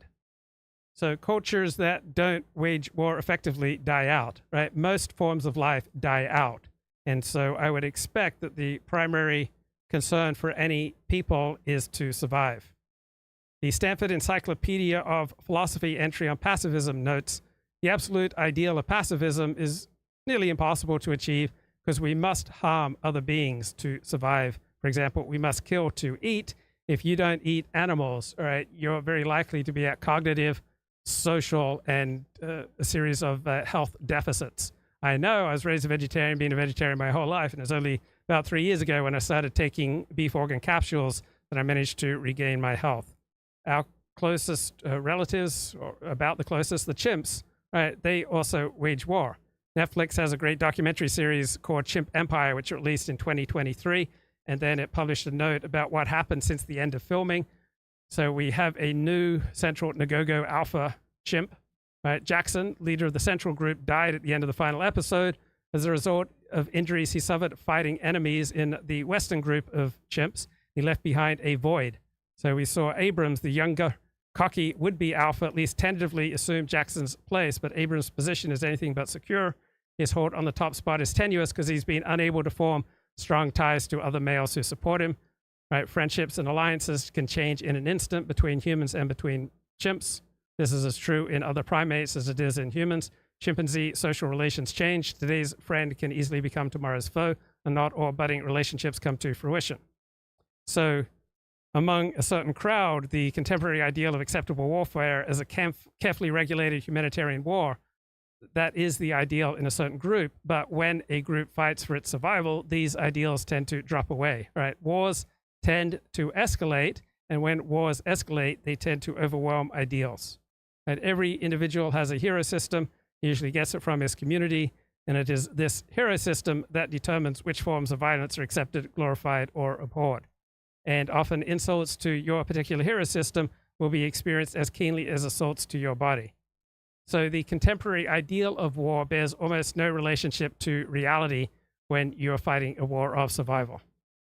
But this lack of connection is no obstacle to enthusiasm for international humanitarian law or human rights. In fact, it's what makes human rights so exciting. You've got a crusade that produces amazing feelings, and these amazing feelings make absolutely no difference to suffering in the real world. So the founder of Amnesty International said, we don't need to make any real world difference. We just need to provide a space for those with left-wing utopian ideals to get excited and to feel great. So like human rights activists, you've got evangelical Christians who also have a utopian ideal. They dream of the world coming to Christ. So the ideals of both human rights activists and evangelical Christians don't receive much support in reality, but that does not diminish their emotional and cultural power. I too have a vision.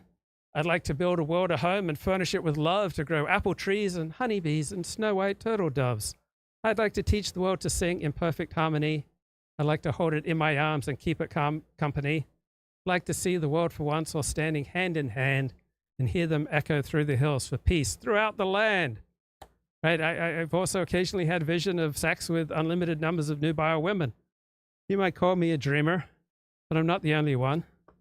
So why do visions of unlimited sex and the whole world coming to Christ receive no respect from our ruling elite, but visions of clean wars command respect? Well, because of the particular hero systems held by our dominant elite. Comes down to hero systems, my dear boy, hero systems.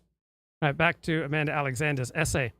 There was a moment of optimism about this humanitarian ideal and its apparent translation into reality at the turn of the century, yet this optimism was soon tinged with a deep unease after 9/11. Hope for peace and civilized interventions were followed by decades of endless war. Violence persisted both in more fantastical and more subtle forms: torture, beheadings, human shields, drone warfare, surgical strikes, and global policing. So international relations realists such as myself don't believe in moral progress. So this moment of optimism was a moment of optimism only among those possessing a certain left-wing hero system, right? One focused on international human rights. Outside of this hero system, I don't think there was such optimism for the complete disappearance of violence. Realists, for example, don't believe in progress in international relations. You don't believe in progress, you don't believe in human rights. And if you don't put the individual first, you don't believe in human rights. Let's get a little bit more here from Samuel. Very different from the sense that human rights now has. Now, the rights of man may have involved an appeal to nature, like Jefferson, nature and nature's God. But they didn't involve an appeal to any kind of robust international law. In fact, the idea of the international wasn't even available at the time of the American Revolution. And in terms of their political outcome, rights were about creating sovereignty. And that would be the crucial point to take away. Okay, let's get Sam back on the show. Sam, anything you heard that you want to talk about? Hey, Luke, yeah, certainly it was a very interesting discussion you had there with Mike in Florida.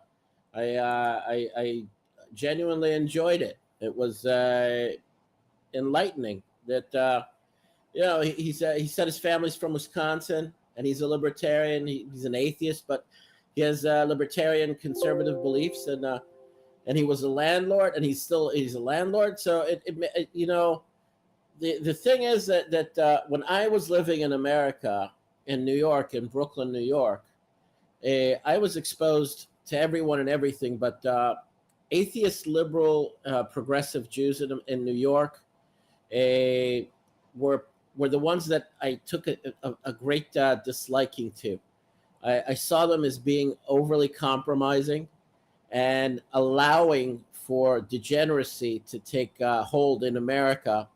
And this came from irreligious people, politically driven people, ideological types of people, that intellectuals and everything that leftist atheist Jews latched themselves onto, and they created one huge front in America of white guilt-ridden, waspy types of whites, together with these leftist atheist Jews, and they became overbearing, and they've really run the country into the ground with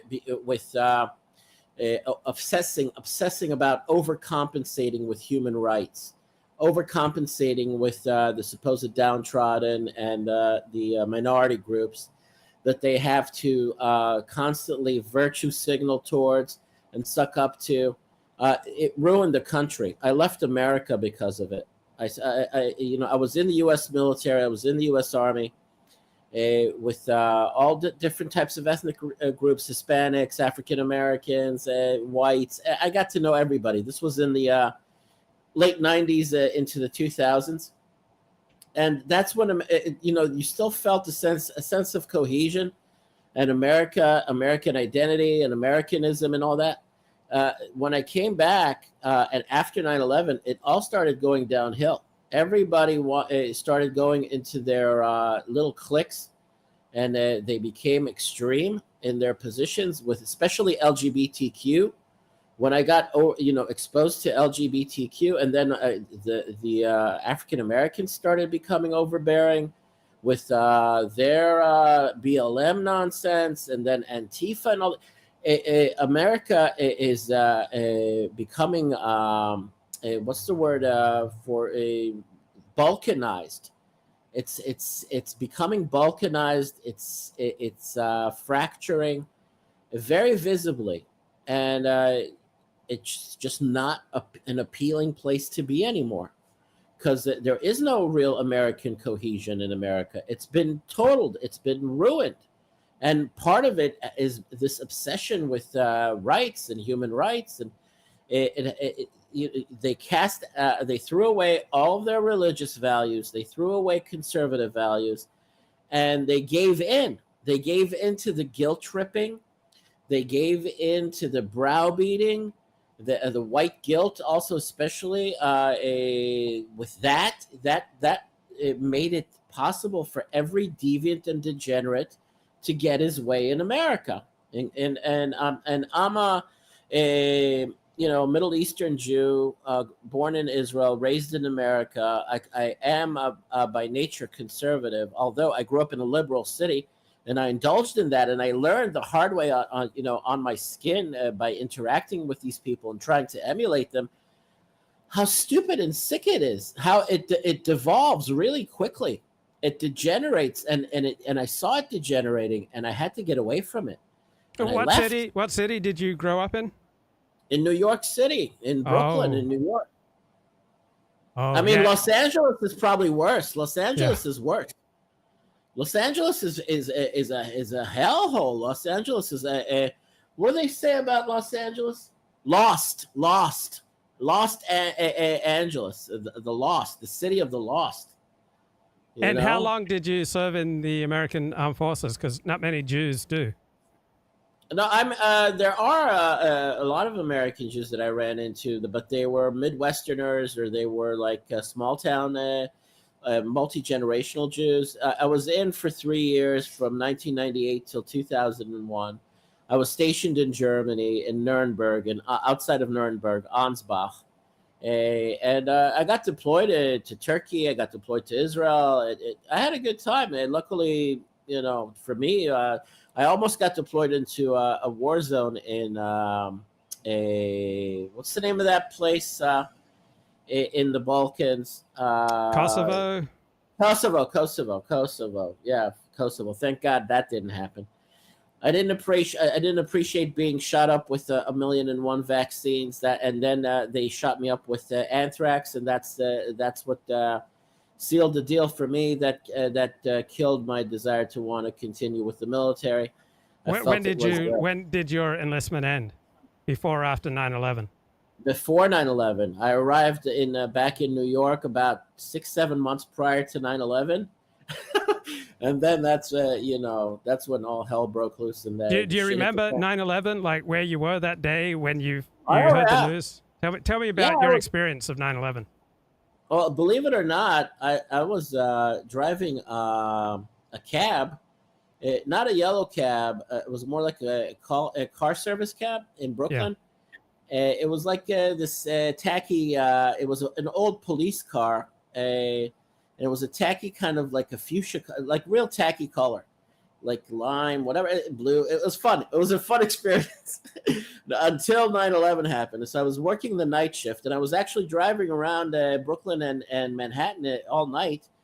And I came back home, and it was like around 5 or 6 o'clock in the morning. And I was sharing an apartment with my younger brother in Brooklyn, and he was at work. And believe it or not, he was working at Morgan Stanley.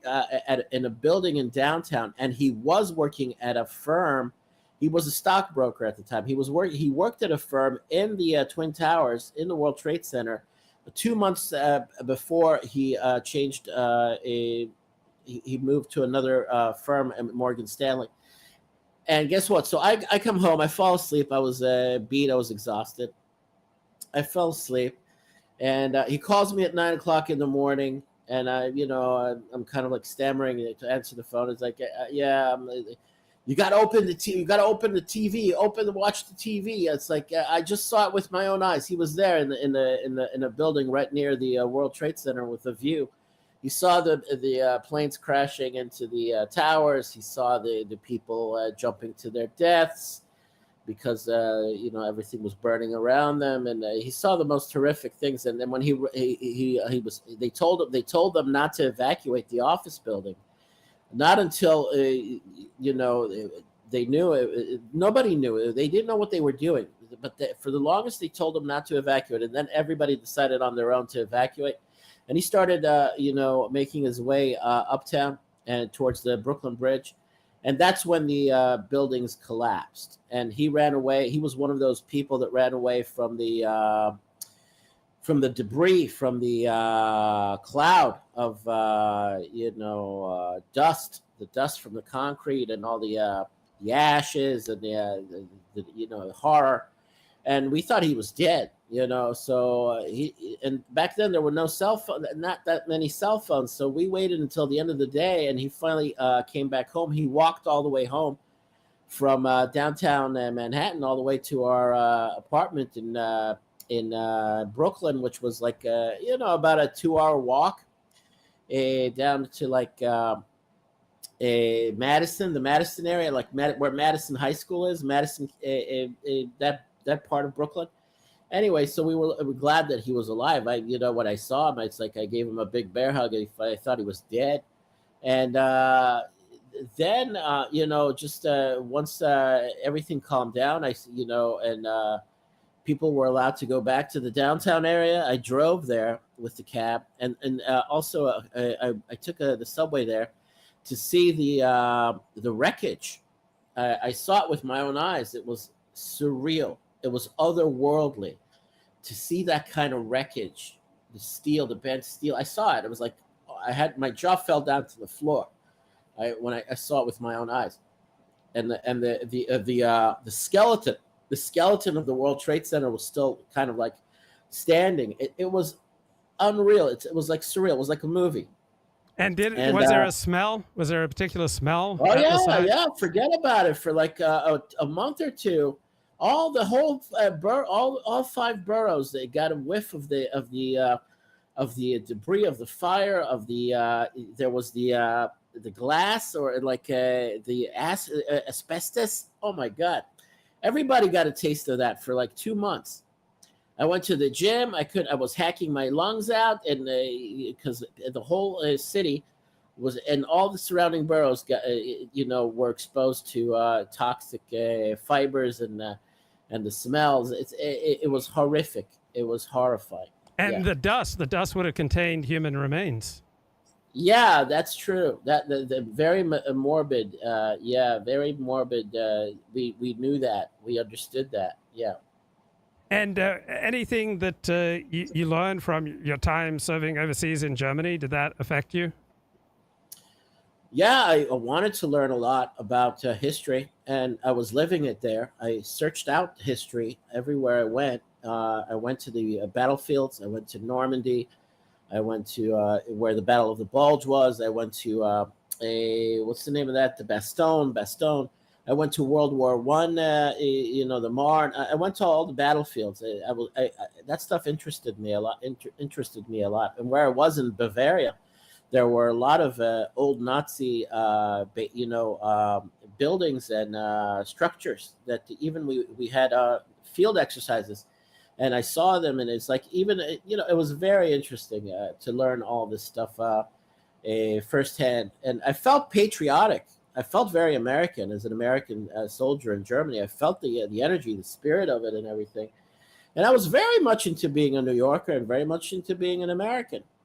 But what ruined it for me, honestly, is the subject you're discussing now. When they started obsessing about human rights, they started obsessing about rights for these freaks and rights for those freaks. And it's like, at the expense of who? At the expense of my rights, at the expense of the heterosexual, at the expense of the conservative, not necessarily just white. All like regular heterosexual people were trampled on in the name of human rights in America, and it made America degenerate and unbearable. Yeah, like I, for example, I believe that marriage is only between a man and a woman, and so it physically, viscerally hurts me to have as a law of the land that 2 members of the same sex can marry each other. I find that repellent, and also I believe that the military should be a heterosexual institution. And the idea that anyone of any sexual orientation is welcome is, again, repulsive to me, because I have a hero system that values the military as a heterosexual institution. So I think we have the same kind of visceral response. Yeah, absolutely. The Russians and the Chinese, they don't have don't ask, don't tell in their military. There's no such thing. and their military is far more aggressive, far more serious than the American military. That I know for a fact. And Hezbollah released a video last week that showed drone footage over Haifa. And Yes. I believe that you're quite intimately aware of Haifa. What I was live your in Haifa. reaction? Yeah, what was your reaction? I live in Haifa. You know what? I think kind of like in a sort of like a sinister way, thinking that not necessarily trusting the media. This was allowed to be released, and that drone was not shut down for a reason. It's basically the Hezbollah had their reasons to try to menace us, threaten us with this footage. But Israeli defenses and Israeli politicians probably wanted this footage to come out. You can guess why if you think a little more sinister, or conniving, and sort of like diabolical, because this war has to happen. So that footage was allowed to be released in order to create more cohesion amongst the Israeli public and the Israeli people, in order to basically get us to unite in a combined, united front to say, look, this is a real threat. We need to get to deal with it. We can't have this threat hanging over us, permanently, or it has to be dealt with. So for that reason, I believe this footage was released not by the Hezbollah, but it was allowed to be done. It could have been even Arab locals in Israel, in Haifa, that with drones that transferred the footage to the Hezbollah. It's very easy to get this kind of footage, satellite imagery. The Iranians have this, the satellite imagery.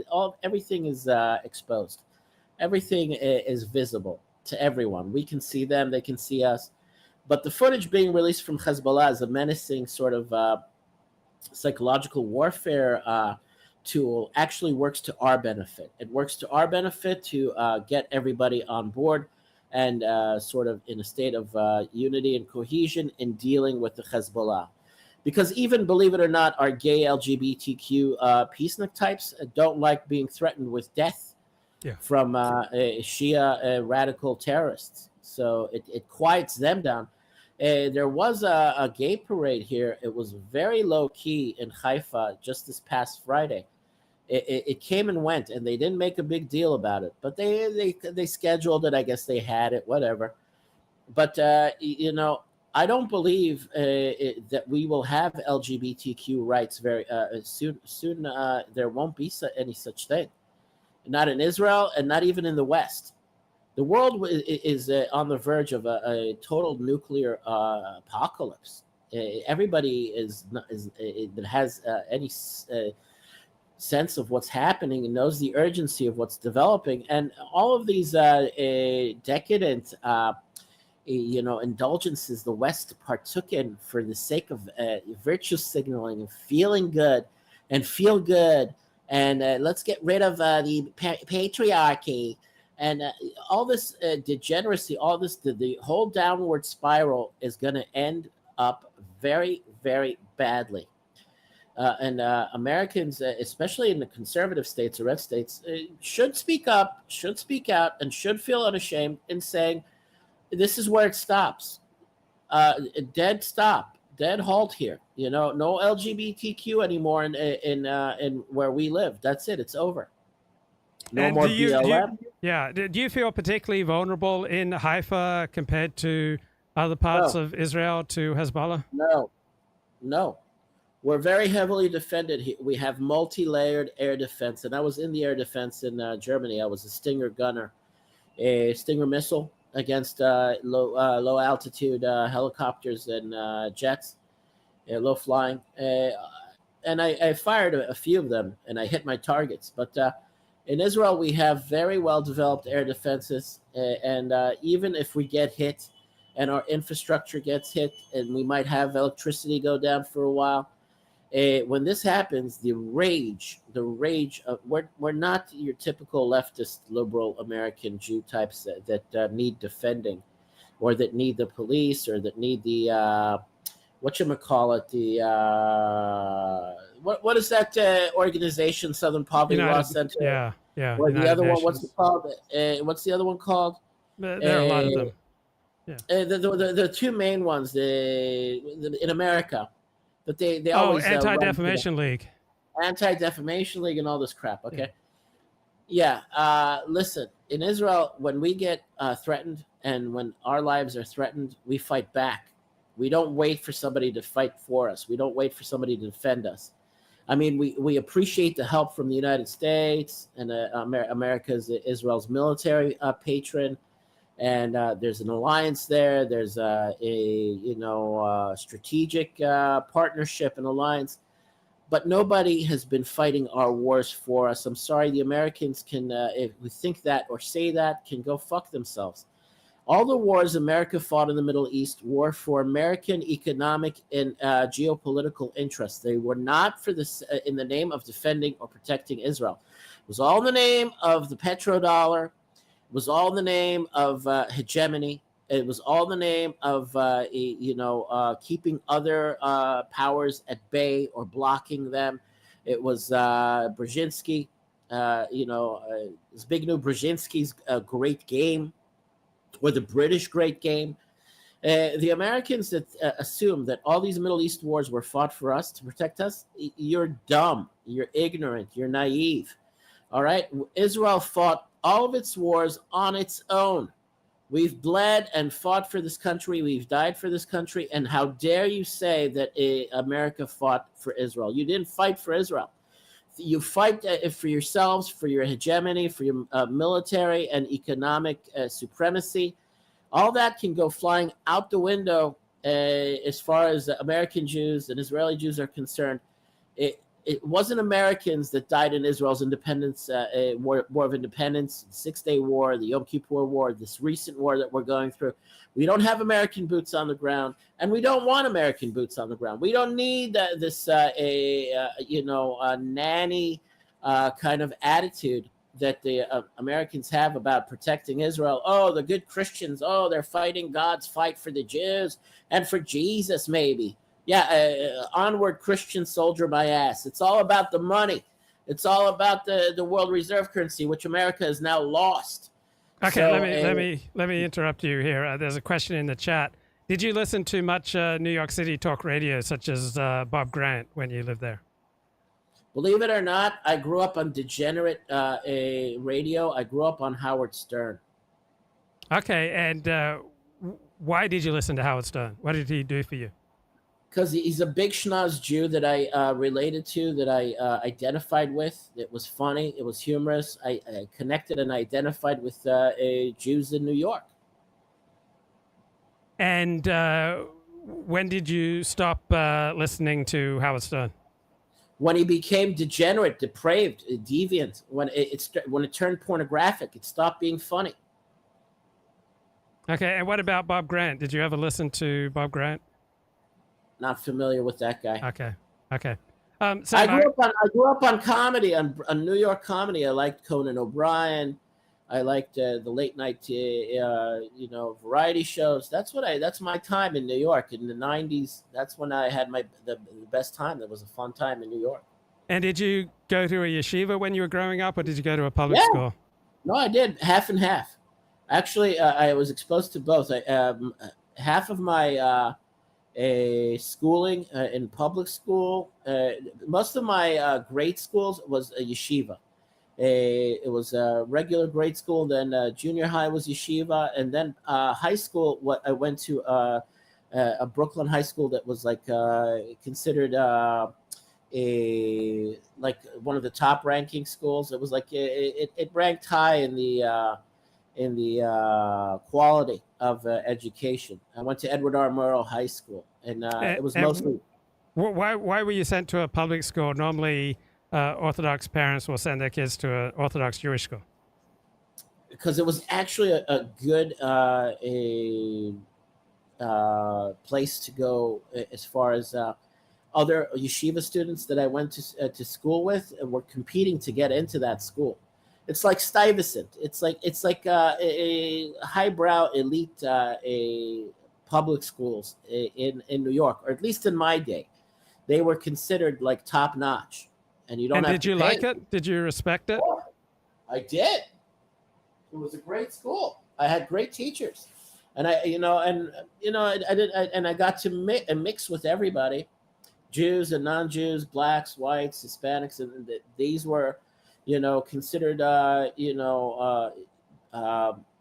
You had to apply to get into this high school. Everybody that went there was a bit more quality than your typical public school student. You understand? So So they had standards. So it's an they had elite. standards. That's a good way of saying, yeah, they had standards.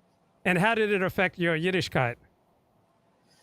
It made it diminished it, because I started becoming more secular. I started becoming more into popular culture. I took up the arts, photography, and music.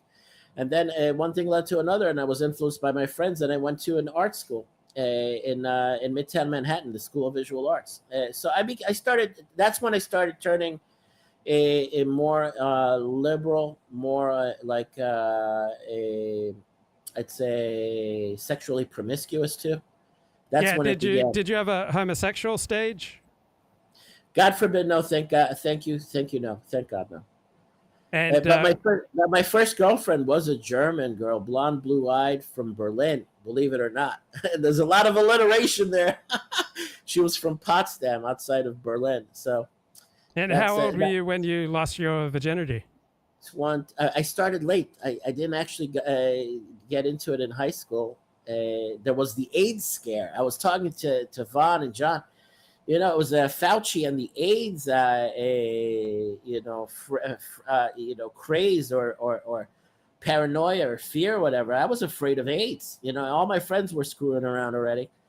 And I kept it in a parked until I got to college. And it was actually, was it my sophomore year, not even my freshman year.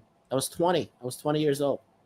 And I was 22. She was Yeah, I was 22. So how did it affect you having that sexual experience? With the German girl? Yeah. I became promiscuous, And how did sexual promiscuity affect you? It delayed marriage. I believe it contributed to my not succeeding in marriage. And that's it's sad, but I had a Jewish upbringing. I had the Jewish foundations, and that's what saved me. I think I came back to some sort of level of sanity, and I became very resentful of America's popular culture. Although I indulged in it, and I was very affected by it. I was very impressionable. I absorbed it, and then I decided, no, it's horrible. It's for what years were you promiscuous? From 22 until what age, approximately? I was 20. I started at 20. Okay, 20 until what age? 20 and until 38. That's when I got married. But promiscuity would impose its own disciplines. I'm sure you had to inhibit many parts of your normal masculine self to be able to sleep with women. Did you find any kind of inhibition or any way that you had to change yourself? I was in Europe. Don't forget, I was in Europe in the U.S. Army. European women were very easy. And, as a soldier, you go to the nightclubs and everything. It's far easier with them than it is with American girls, What about non-Jewish women as opposed to Jewish women? Were many of these women that were Jewish? No, none of them, no. So what's the difference between, say, dating and having a relationship with a non-Jewish woman as opposed to dating and relating to a Jewish woman? It's more honest, I think, with a non-Jewish woman. It's just, if it's going to be sex, it's just sex. That's it. And these German girls are like, they were looking for soldiers. That's when I was most promiscuous, when I was in Europe, when I was in Germany. And do European women, you notice that they have a different kind of attitude towards sex? Yeah. Yeah, they're far more easygoing about it. They're not uptight about it, and it's not just that they're not uptight. They don't demand a. They don't think it's some sort of like payment or something.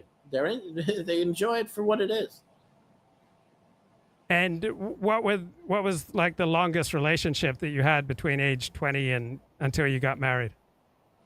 I don't know, like 3-4 months, not that long.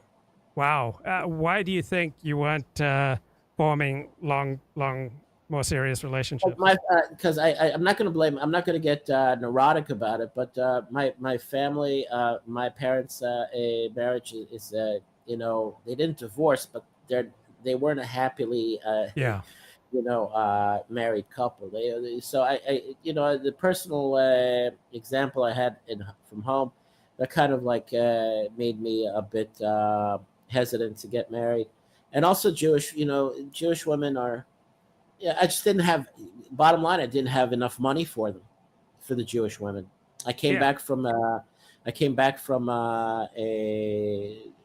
Germany, from the military, and it's just like New York is very materialistic. New York is all about money. Yeah, Jewish life in particular requires a very a great amount of income. Jewish women are not going to be attracted to a soldier or a cab driver. No, exactly. Yeah. So I mean, it's not like I'm dumb or anything. But I was never ambitious in wanting to make money in America, and I never wanted, deep way back in the back of my mind, I never wanted to plant deep roots in America and actually raise a family there. I wanted to be ready to pick up and leave whenever I felt it was necessary. I didn't want to invest myself in America. I mean, after a while, I realized America is going to fall apart. America is degenerate. America is deviant, and I was proven right. All right. I get it. How conspicuous as a Jew were you while serving in Europe? Like, how many of the European women that you went to bed with knew that you were Jewish? All of them. They wanted the Jewish guy. The German girls are into the Jewish guys. So did you encounter much anti-Semitism in Europe? Not while I was there. No, there was just like old curmudgeons, sometimes, bitching and complaining, in a bar, maybe it's like a late night restaurant. And there's a old German person sitting in the corner, like yelling to himself or herself.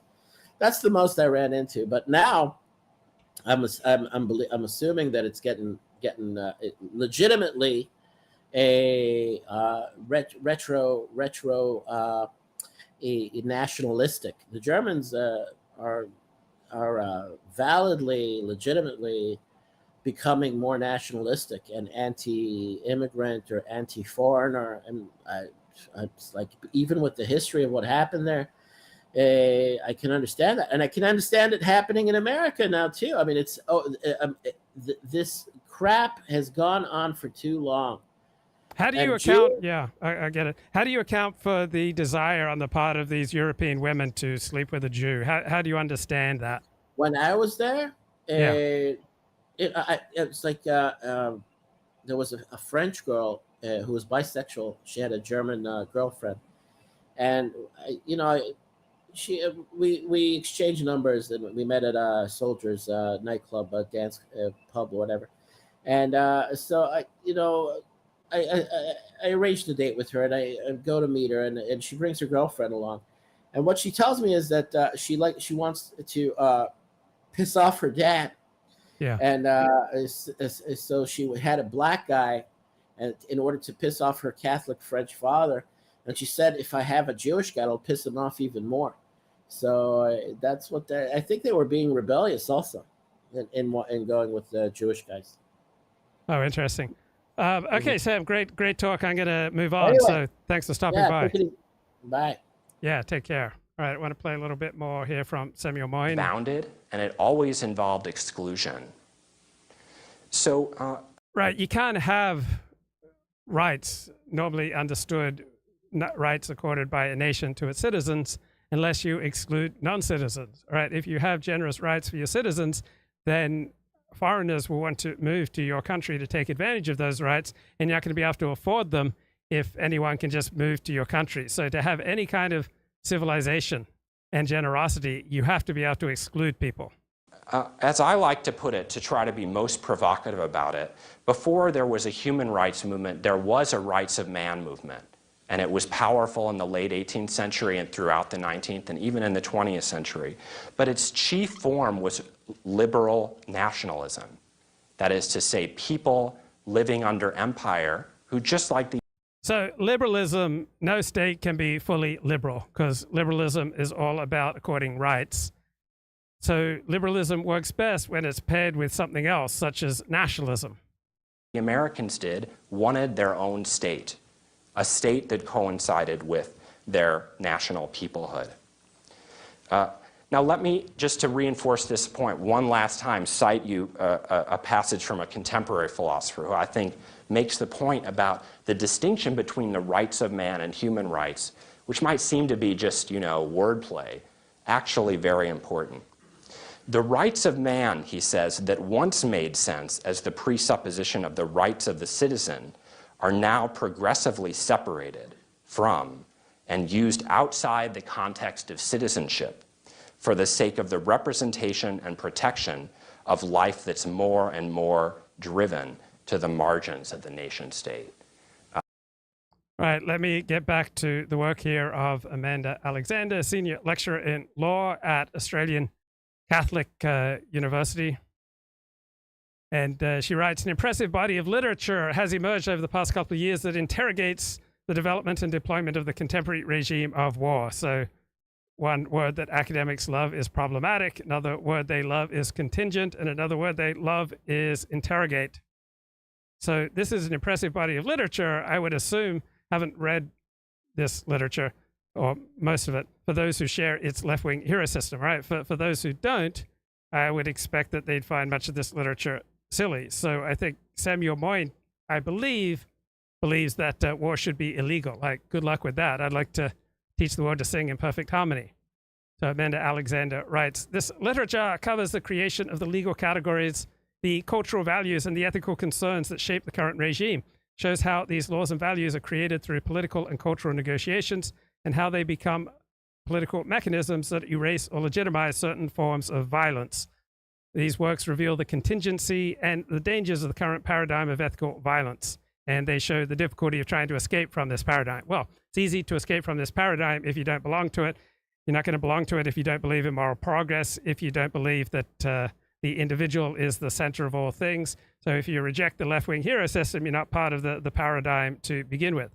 Now, it's hard to escape this paradigm if your job, your income, and your social standing depends upon acceding to this paradigm. You can never expect anybody to understand something if their income and their social status and their social circle depends upon not understanding something, such as an obvious principle of reality, and that is different people have different gifts. And when Amanda Alexander here uses the word regime, I presume that she means the delusional human rights regime, right? This regime has almost nothing to do with the way states operate in the real world with regard to violence. When states struggle to survive, they're not terribly handicapped by the legal categories, the cultural values, and the ethical concerns that shape the human rights regime. When you fight for your life, right, you don't give a damn about utopias. Right, back to Amanda Alexander's analysis.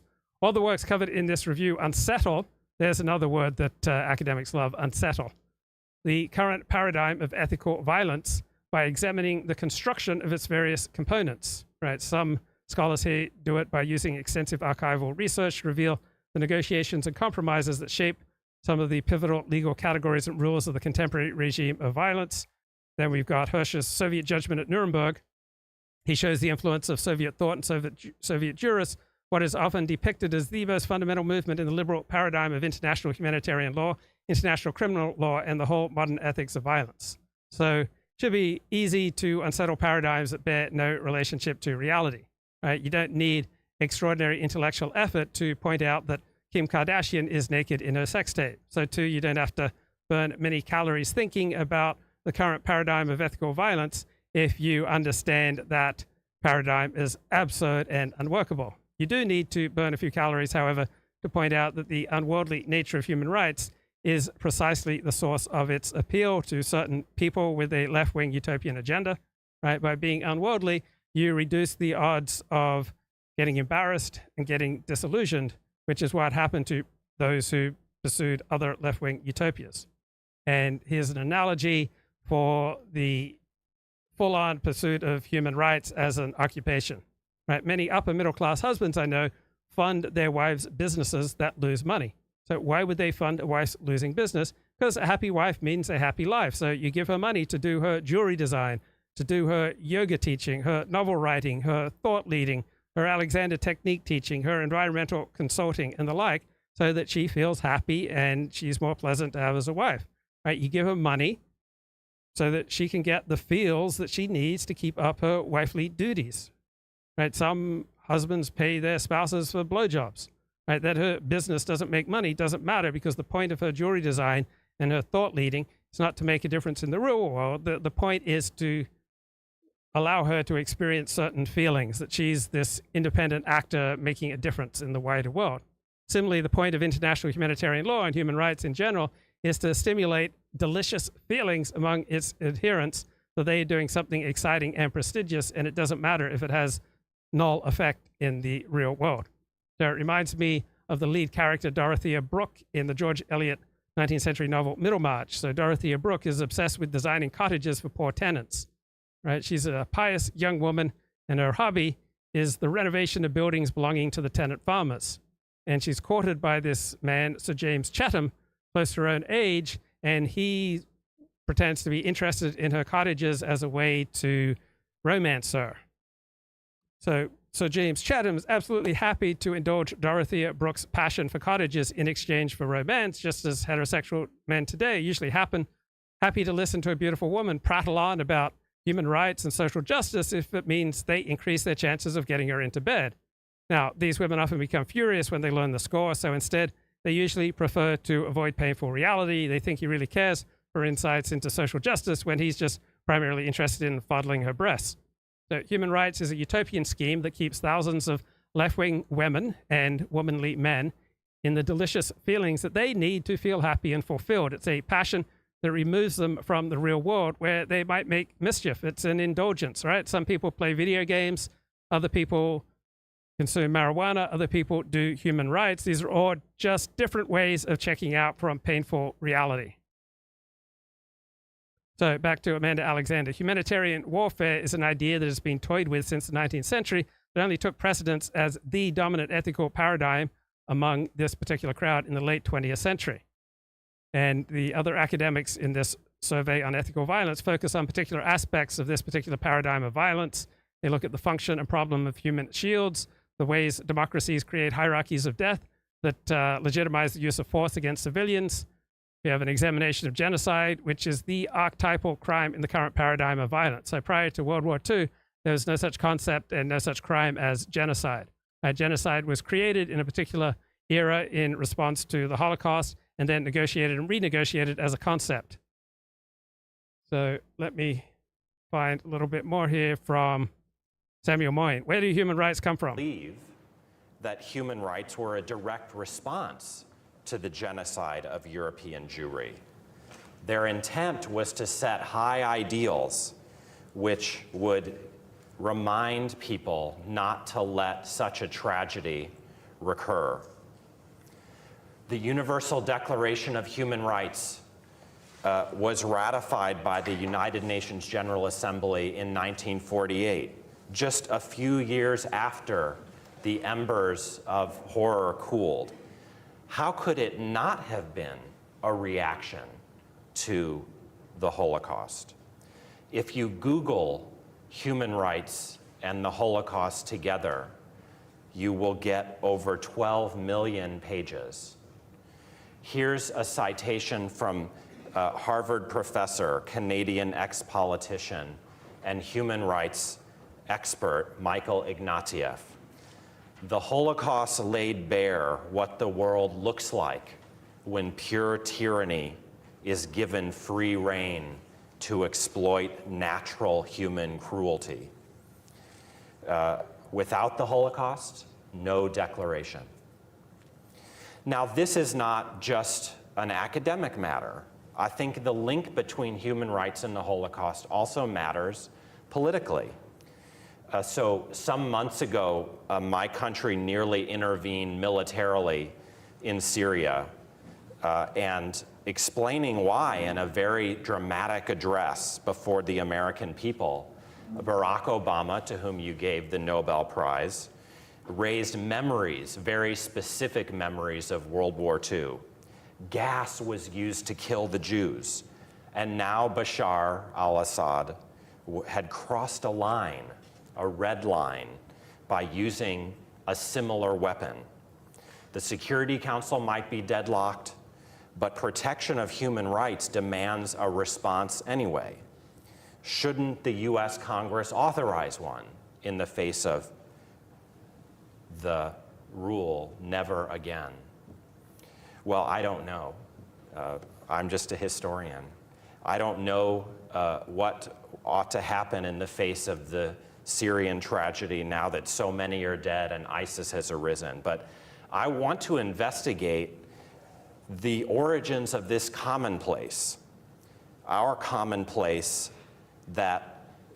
So this speech was delivered to the Nobel Prize community in Norway, I believe, in 9 years ago. So that would have been 2015. The idea of human rights is deeply related to the immediate memory after World War II of the Holocaust, because I haven't found any evidence for this proposition.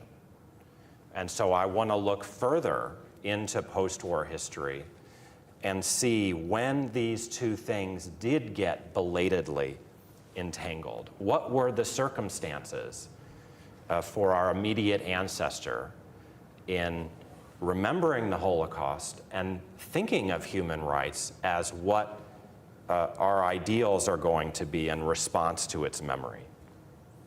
So I'm going to give a typology of 3 stages in, let's say, the conceptual evolution of human rights since the 40s. I'll brutally simplify to do so and label those 3 stages: the welfarist stage, the anti-colonialist stage, and the humanitarian stage. Human rights were sometimes invoked already in the 40s. The UDHR makes that clear. But originally it was in a welfarist paradigm, which gave a rise later to an anti-colonialist paradigm before the humanitarian paradigm emerged. Start with...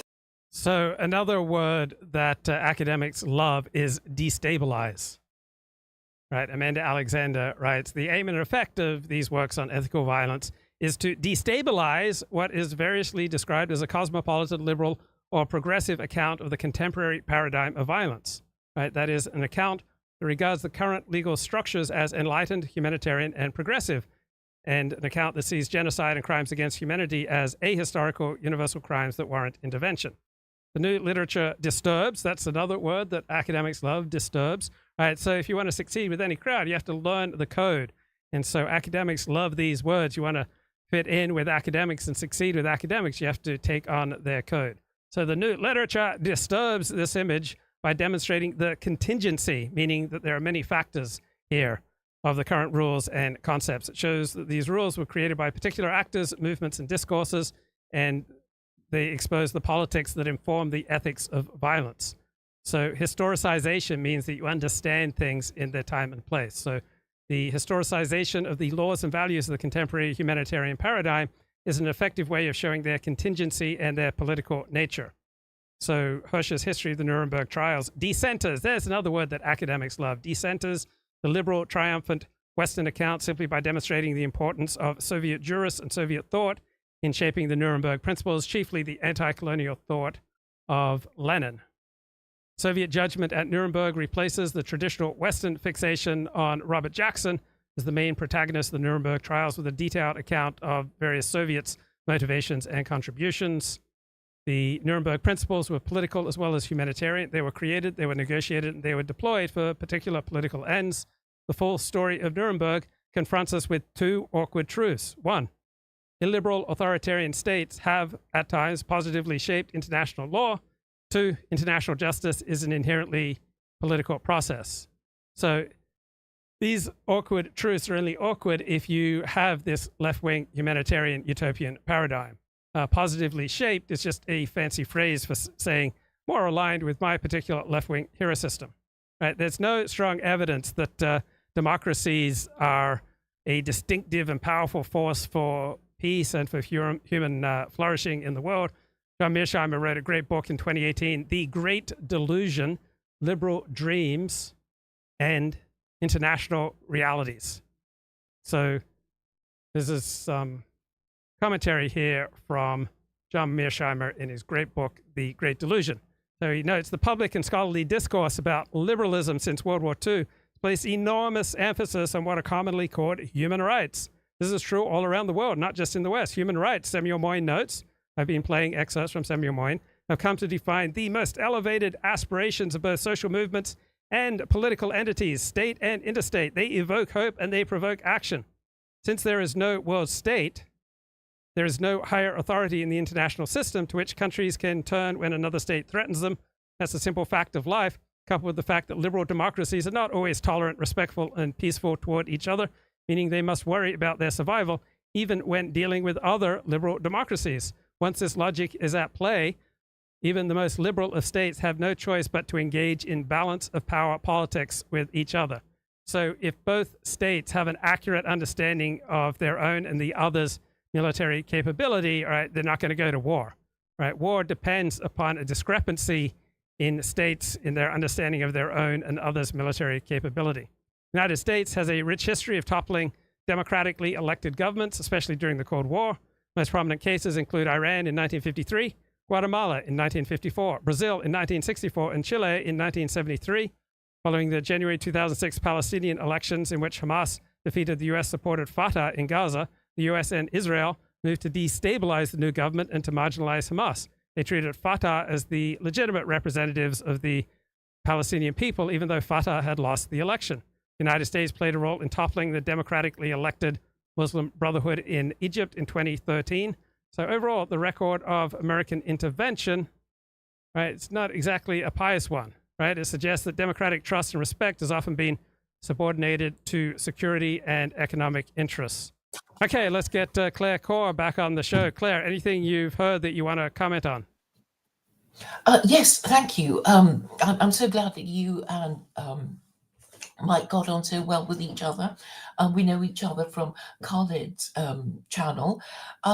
Mike has been talking about my encounter with a Dawa channel 2 days ago, and it was a question on what chapter 17 of verse 104 meant in the Quran. And I was saying it would appear that Allah is a Zionist. And I wonder if you might like to consider the question as an Orthodox Jew and maybe play the 10-minute exchange that I had with the Dawa boys before they kicked me off without answering my question.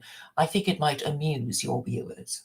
Okay, why don't you just give me a 1-minute synopsis of what happened? So chapter 17, verse 104 of the Quran says that God commanded Moses and his people to dwell in the promised land, and also says that in the end times, God will ingather Jews and Gentiles in a commingled crowd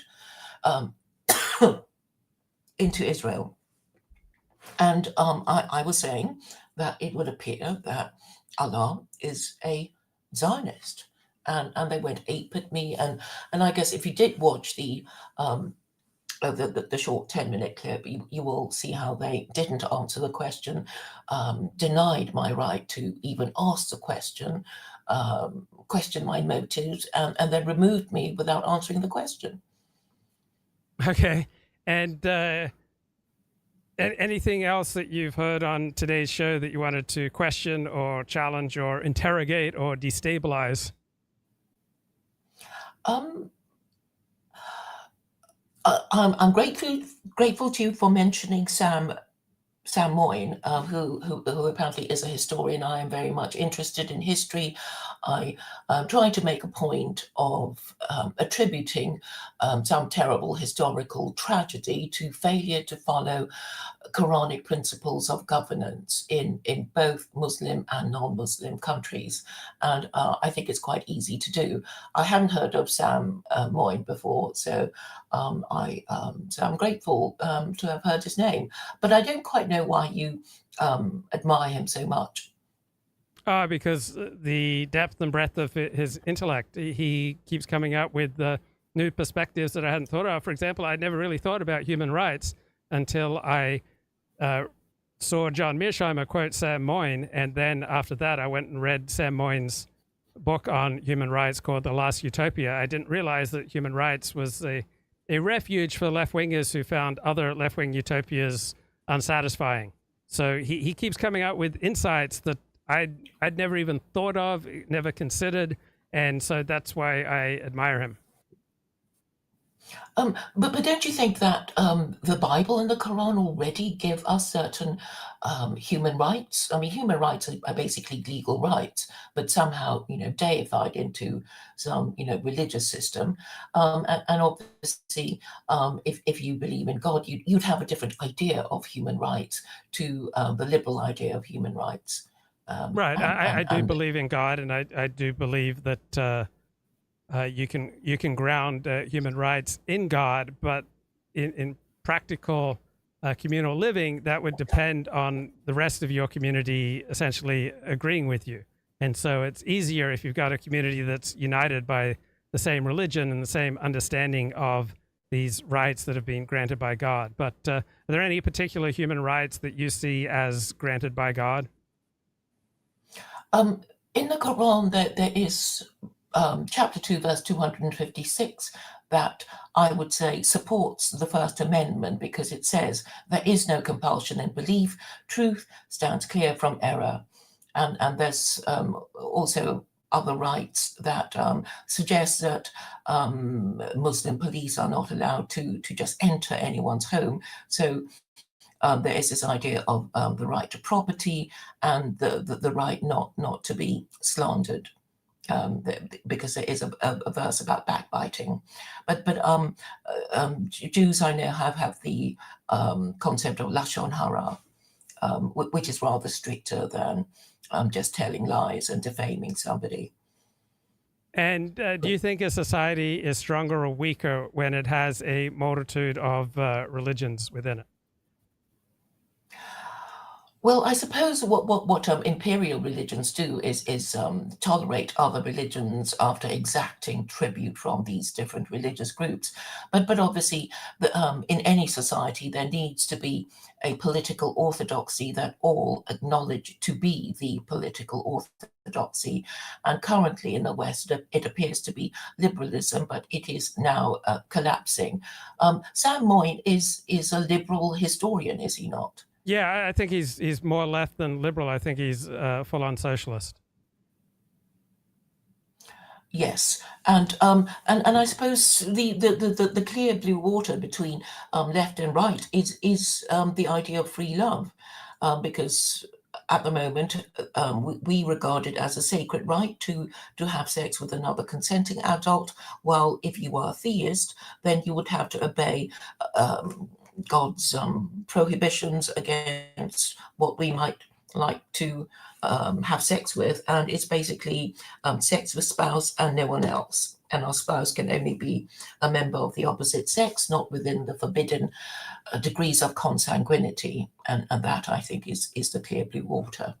I remember when we came to the United States when I was 11, my dad told me that religion in America is a mile wide and an inch thick, and I didn't really understand what he was saying, because most of the people in our social circle had a highly intense Seventh-day Adventism, and it was taken for granted within our social circle that sex would be delayed for marriage. Then I go to a public school, and I find so many of my classmates are having sex and going to church on Sunday, and I didn't quite get this, but then I guess I realized that my dad was right when he said religion in America is a mile wide and an inch thick, that their Christianity did not prevent them from having premarital sex because they did not have a high intensity style of religion. It was more a communal affiliation, and they didn't allow it to get in the way of what their genitals wanted them to do. And I found that surprising because in Australia, if you are religious, and in England, if you are religious, you lead a life that's quite distinct from that of the people around you. But in America, where a large portion of the population affiliates with a religion, it's hard to find the distinctions between the lives of most mainstream religious people and secular people, because mainstream religion in the United States is so low intensity, and it rarely inhibits what people want to do. Any thoughts, Claire? Yes, indeed. I mean, this Christmas greeting, Happy Holidays, actually came from America, though more recently, British people have been complaining about, what happened to Christmas. We are a Christian country, but Happy Holidays is an American creation because there is no official religion.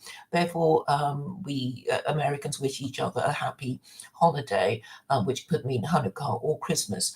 And I think the problem with America is that it doesn't have an official religion, and this means everybody does do what they like, and therefore America is the land of cults, suffering from something called Sheilaism. I don't know if you've heard that expression. Well, I know what a Sheila means in Australian slang. It means an attractive woman. So Sheilaism would be the sexual pursuit of nubile babes. Yes, it's actually the name of a nurse. I think her name was Sheila, and she had all kinds of bizarre beliefs that were a mixture of New Age and Christianity and all kinds of stuff. And because America doesn't have an official religion, and it becomes a land of cults with people expecting social validation, even though their beliefs are the opposite of orthodox. And then they can't understand why people are so angry with them. So how many people do you know in your real life, as opposed to your internet life, who practice high-intensity religion? I'm afraid I don't know any religious people at all. But I mean, all practice must stem from theory, and I'm just saying, Europeans just do what America wants, and if the fish at the rots from the head down, then all Western nations are in trouble, because America is currently unprincipled, nihilistic, atheistic, and doesn't appear to have any plan other than to cheat at the next elections, it would appear. Yeah, I think that's a key point that you made, that you don't know anyone who is intensely religious, because I think that might account for what I see as your naivete with regarding religion. I don't believe that practice, for example, has to spring from theory, that there is often a complete disconnect between practice and theory. Most people are not philosophical, most people are not ideological, and most people are not theological. And so you can have all the theories in the world, but people with 100 IQs are not going to be intellectual enough to be particularly directed by various theories. Which is why I propose Sharia for non-Muslims, because obviously if it's optional, people will opt not to obey it. Okay, Claire, I'm going to move on, but throw any comments you want in the chat, and I'll bring you back if I find some of them particularly provoking. Thank you, Luke. Yep, you're welcome. All right, I'm going to get back to Samuel Moyne, talking about the origins of human rights. I mean, this concept of human rights, where did it start? You talk there's a couple breaking points. You talk about the 1940s with the UN Declaration, but then I think you really hone in on kind of the 1970s as being sort of there's a discontinuity where the way in which we currently think about human rights was really kind of birthed. So, what is the relationship between these older concepts of natural rights, which we all think started in, around the time of the French and American revolutions, and this newer concept of human rights? So, it's so common that even in our own lives, we engage in what, since I published that book all those years ago, has been termed retconning, uh, retroactive continuity. Um, Right. and, you've So this interview was recorded 10 months ago, and Sam Moyne, as he ages, he just looks much more intimidating. you've ended up someplace and somewhere and some person, and you kind of think it was always meant to be. And of course, you know, that's not true. A lot of So the opposite of retconning is contingent, right? Contingent means depending on certain time, place, certain factors. accidents happen and you made big recent choices, then you want to see yourself as consistent. I think all And it sounds like the whole pitch of Sam Moyne's voice has changed and deepened. Maybe it's his microphone here. of us do, even kind of at a collective level. So when it comes to human rights, I mean, there's no doubt that the kind of very abstract concept is old. No one could deny that. Even going back maybe to the Middle Ages. So maybe there was a theologian or two who said every human being has a right based on just being human. But my big theory was kind of that in the age of the American Revolution and the French Revolution, one based on natural rights language and the other one based on, something close to human rights language. Um, the agenda was different. Let's call that human rights 1.0. Like these were people who engaged in revolution. They were out for their own good locally. They said, there are these. So a friend notes that you can watch on X and still keep browsing, but you can't do that when you're on Twitter unless you've purchased a membership. So I pay, I don't know, $130 a year for access to YouTube without ads and to be able to listen while scrolling around on my phone. These abstract principles that justify what we're doing. Of course, the other side said they were terrorists and tried to put them down. And so, what struck me is that this is different because these people are for their own good. They're building a state. They're using violence if push comes to shove. And that's just a world away from what many people, at least, have begun to mean by human rights. Let's call that human rights 2.0 more recently, which is more about people far away. States are the problem, not the solution. And we want to somehow discipline states. And then, we might support a nonviolent revolution now and again, but we really think hope, is to be found in like naming and shaming and filing lawsuits and sending monies to NGOs. And it's just a different thing. So the concept could be the same, but there was some big system update. And I emphasized that I felt that. So press 1 if you also find Samuel Moyne here in this particular presentation, this particular tone of voice intimidating, or is it just me? Happened in the 1970s, so not that long ago. I mean, I would shudder to think this man's about to grade my paper. Well, the title of your book, The Last Utopia, I mean, it's a bit tongue-in-cheek because I think part of your argument is that the human rights, the way we understand it, I mean, it kind of lacks, right, something. It's missing some element that most other visions of the of a just world have, right? It's sort of it's almost like an anti-utopia. It's based on morality rather than on some political project. And so, I mean, can human rights serve as the foundation for some new type of utopian project? I mean, do we want to have a utopian project? I mean, I think part of the reason why it emerged is because these other utopian projects, as you argue, like communism and so forth, like nationalism, I mean, they were found wanting, they were found to have problems. So, I mean, is there something about a utopian project that's necessary in order to kind of get us the kind of society that we're looking for, or Right. is it sufficient to simply have this morality-based ideology? Yeah, I mean, I think people can agree to disagree on that.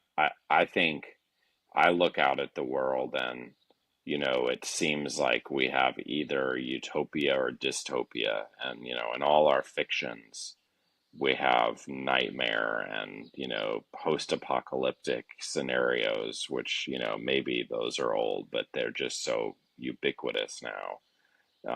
And climate change, and what people call threats to democracy. And it seems like I would prefer to think that we need to kind of go big in the direction of calling for a better world beyond these nightmares. I want to clarify that when I used the notion of kind of like, human rights as just appealing to morality, that was like what they said in the 1970s for various understandable strategic reasons. Like they were scared of utopias, which were supposed to themselves bring nightmare in their wake, or if they were in Eastern Europe or Latin America where there were new dissidents associated with human rights, they didn't have any card to play other than saying they were for morality, not for kind of changing their regimes, which they thought could never work.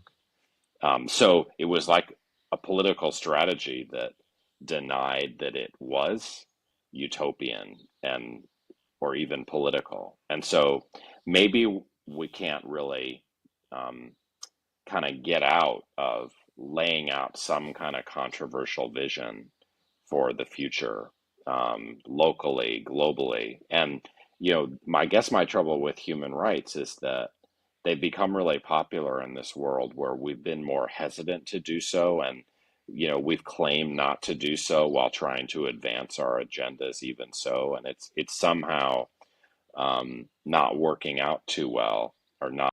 Okay, let's get back to John Mearsheimer, his terrific 2018 book, The Great Delusion. He writes, perhaps the most damning evidence against the case for liberal democratic norms is found in Christopher Lane's careful examination of 4 cases where a pair of liberal democracies marched up to the brink of war, one side pulled back and ended the crisis.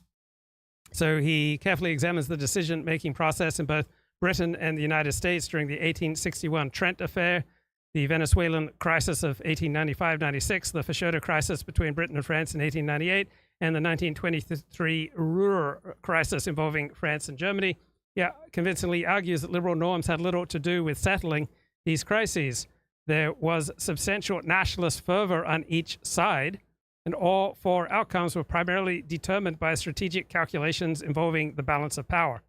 And a final indirect reason to doubt that liberal norms carry much weight in international politics is that there is little evidence that liberal democracies fight wars in virtuous ways.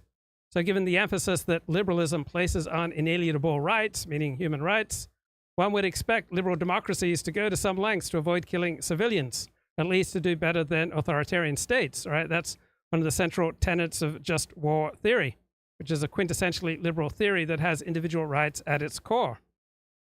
But when Alexander Downes did his groundbreaking study of civilian victimization in war, he found that democracies are more likely than non-democracies to target civilians.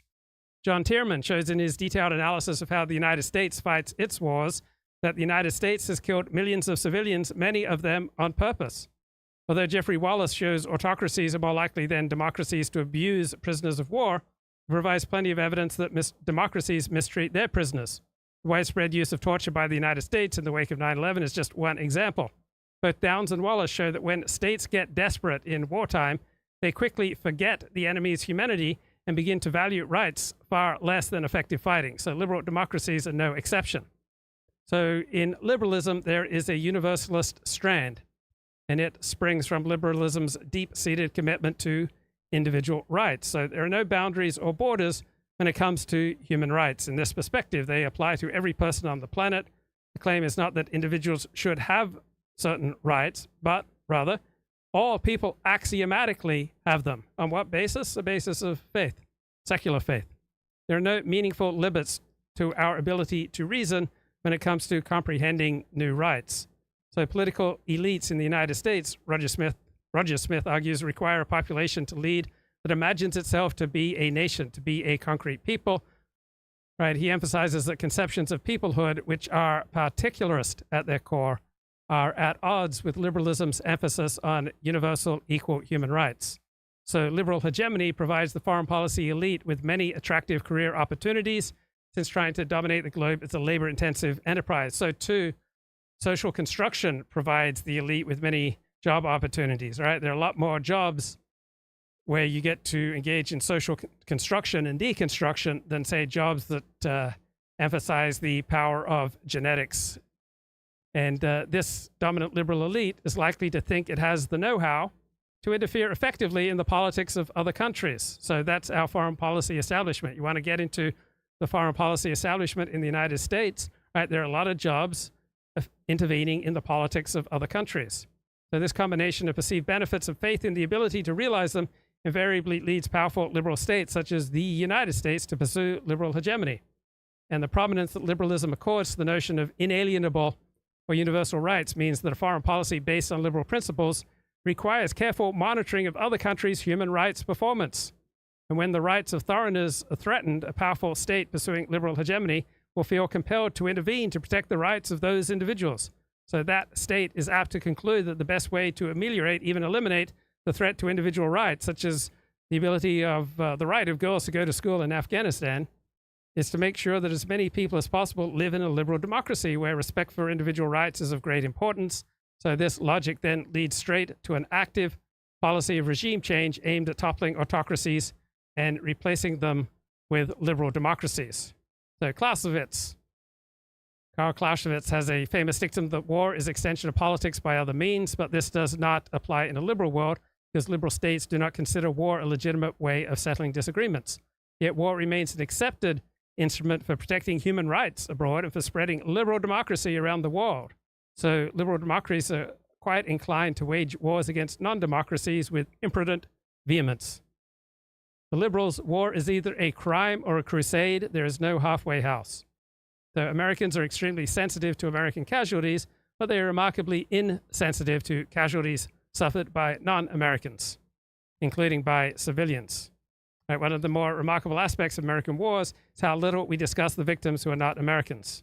This thinking is not peculiar to the United States. All nations think this way, and this cuts directly against liberalism's universalist dimension. So I grew up in Australia. There's a broad consensus that if you weren't Australian, you really didn't matter much. And that's the broad consensus in France for the French versus the non-French, in Japan, etc. Liberals emphasize that rights apply equally to people everywhere. They love to talk about human rights, not about national rights. And so liberal, universal human rights trump the latter. So modern liberalism has a relaxed attitude toward sovereignty, much more relaxed than either nationalism or realism, because rights are more important than national sovereignty. So in the liberal story, state borders are soft and permeable because international rights transcend these petty boundaries, meaning not only that people living in different countries have deep ties and common interests, but also that liberal states have the right and the responsibility to intervene in other countries' affairs if they violate their citizens' rights. So norms about individual rights overshadow the norm of sovereignty in a world of liberal states. One of liberalism's core missions is to protect people whose rights are being violated. So the urge to intervene in other countries is powerful when large numbers of those foreigners are being killed. And so you got this responsibility to protect doctrine. And it was a norm that grew out of the failure of the so-called international community to prevent the Rwandan genocide in 1994 and the Srebrenica massacre in 1995. So the responsibility to protect mandates that states have a responsibility not only to protect their own populations from serious human rights violations like ethnic cleansing and mass murder, but also to protect people in other countries from these crimes. That's why the United States, England, France intervened in the Libyan civil war, removing Muammar Gaddafi, and then creating a pathway to Europe for millions of migrants since overthrowing the Gaddafi regime in, 2011, 2012? So nations are told to be on the lookout for major human rights abuses around the globe, and when they arise, to move quickly to stop them. So a powerful liberal state with the military wherewithal to intervene is strongly encouraged to go to war to protect these victims. So the task of defending individual rights easily morphs into the more ambitious strategy of removing the source of the problem by actively promoting liberal democracy in other countries.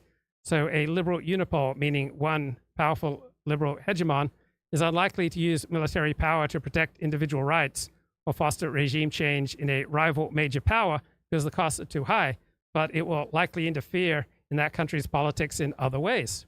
So its tactics might include relying on NGOs, non-governmental organizations, to support certain institutions and politicians inside the target state, link aid, membership in international institutions, and trade to the major powers' human rights record. So we're talking here in particular about US policy towards Russia and China, and to shame the target state by publicly reporting on its human rights violations.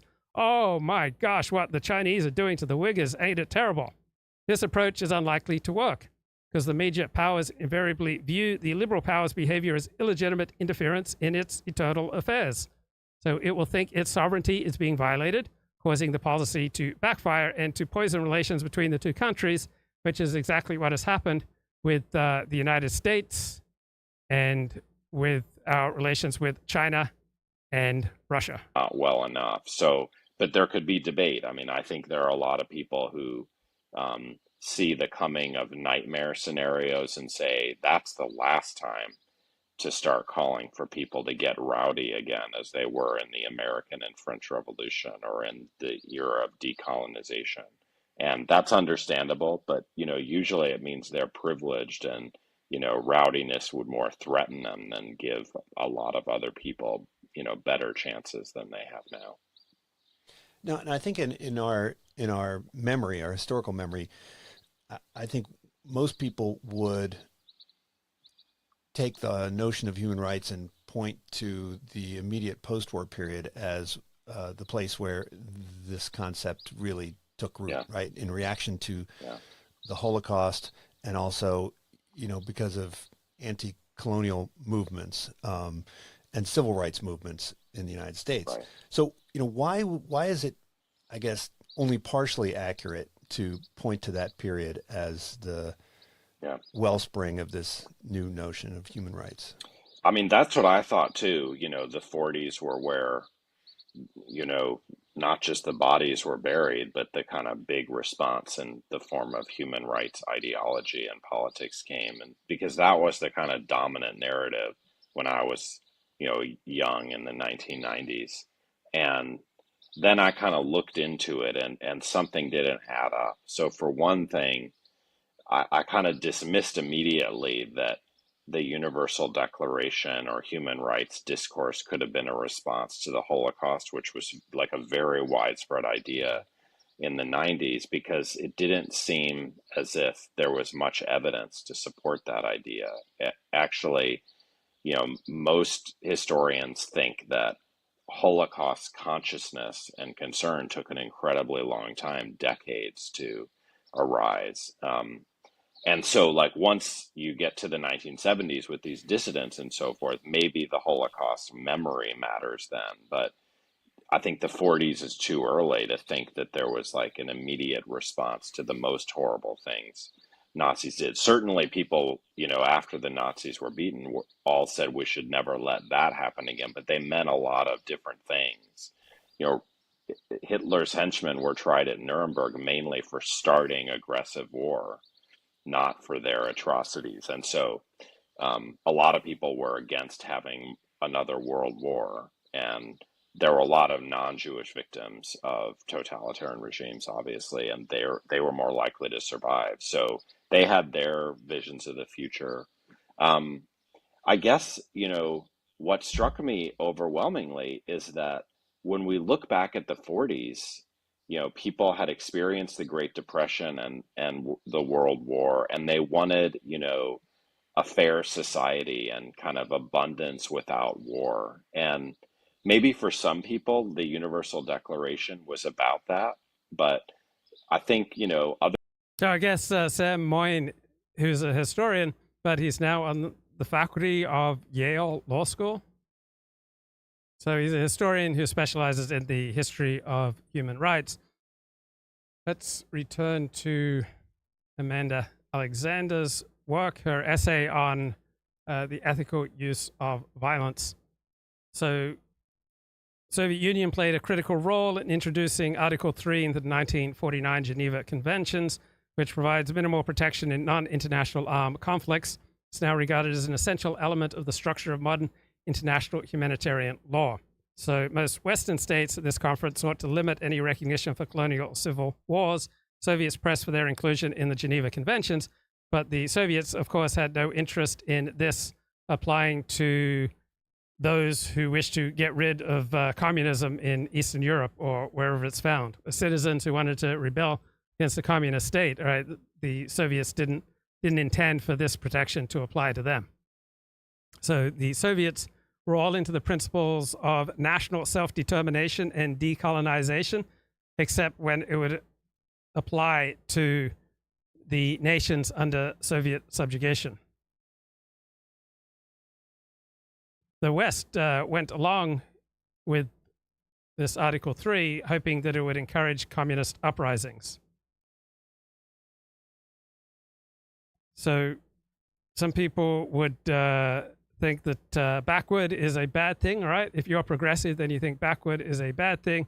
But from a traditional perspective, backward is often a good thing. So it's not just the international justice that is or political, or justice is political, right? Justice depends upon one's hero system. What is just depends upon what you regard as right and wrong. So that justice is political is awkward only for those whose worldview is far removed from reality, right? If you respect reality, being removed from reality is awkward. So that protecting guerrillas at war with the state is a good thing depends upon one's circumstance and one's hero system. Right? The Soviets wanted to incentivize revolution against states that weren't allied with the Soviet Union. Right? They had no interest in promoting revolutionaries fighting Soviet communism. So the contingent nature of Soviet support for non-state fighters is, I think, an obvious point not sufficiently noted in Amanda Alexander's essay. So Amanda writes about the messiness of these negotiations. It was not a reflective scholarly process. The drafting process resembled less an ivory tower in which blueprints are conceived in splendid isolation than a political arena in which actors contemplate and struggle over different proposals, and the stakes are often impossibly high. Well, the stakes are impossibly high in the fantasy lives of these utopian schemers, right? I may have once or twice dreamed about courting swimsuit model Kate Upton, but I don't think many academics would publish that the stakes in my romantic dreams are impossibly high, right? I have as much chance at dating Kate Upton, God forbid she's married to a former baseball player, as human rights activists have of achieving their dreams, but my dreams get no respect. While the dreamers of international humanitarian law, they get money, jobs, and prestige for their dreams. Right? I have had as much success stopping Vladimir Putin's invasion of Ukraine as all the human rights activists in the world combined. Why aren't we accorded equal respect? That's all I want, bro, equal respect. We have identical records of achievement. Right? Single-handedly over the past decade, I have been as effective at stopping human rights violations as all human rights activists, and yet I'm just a vlogger and human rights activists publish in the New York Review of Books. Why? Because they have a worldview that is aligned with power in the halls of cultural production, and I do not. So back to Amanda Alexander. International law is a product of politics in a historical context. Right? Politics are not just the interest of states. Right? States are often persuaded to adopt rules that do not appear to be in their interests. Why? Because of naming and shaming strategies of transnational advocacy networks, social pressure, and social opprobrium. So the shame created by diplomatic isolation increases the chances that those put under pressure will acquiesce to changes in the law, albeit grudgingly and strategically. So when has international law ever stopped the United States from doing what it wants, right? You can probably come up with a few isolated examples of low importance. When people play the board game Risk, I remember when I was a kid and I'd play that, and my feelings would get hurt when my friends would invade my country in the board game of Risk. So those playing the board games and video games, right? sometimes confront shaming networks, discourage actors from certain actions, right? Board games and international humanitarian law create wonderful opportunities for certain personalities to play the big shot. But in the end, the strong take what they want, and the weak endure what they must. And international humanitarian law doesn't really matter very much when compared to this law of nature. Back to Amanda Alexander. She says, these detailed scholarly excavations of the archive emphasize the role of individual actors compelled by personal, philosophical, and political motivations, creating the provisions of international law. Other works in this body of literature are effective in showing that the concepts of ethical and criminal violence in the current paradigm are contingent and political, and they do so using different methods and sources. Many of these works emphasize the influence of philosophical, social, and cultural discourses, as well as the contributions of individuals. In other words, their dreams are affected by what they do during their waking hours. My dreams are also affected by what I do during my waking hours. So if you want to strut on the stage of human rights international law, right, you may want to consider which narratives are winners and which narratives are losers. Back to Amanda Alexander. She says the term universal crime makes explicit the concept of genocide as the archetypal crime in the current paradigm. It is a particular, historically situated understanding of criminal violence. There are alternative understandings of universal crime.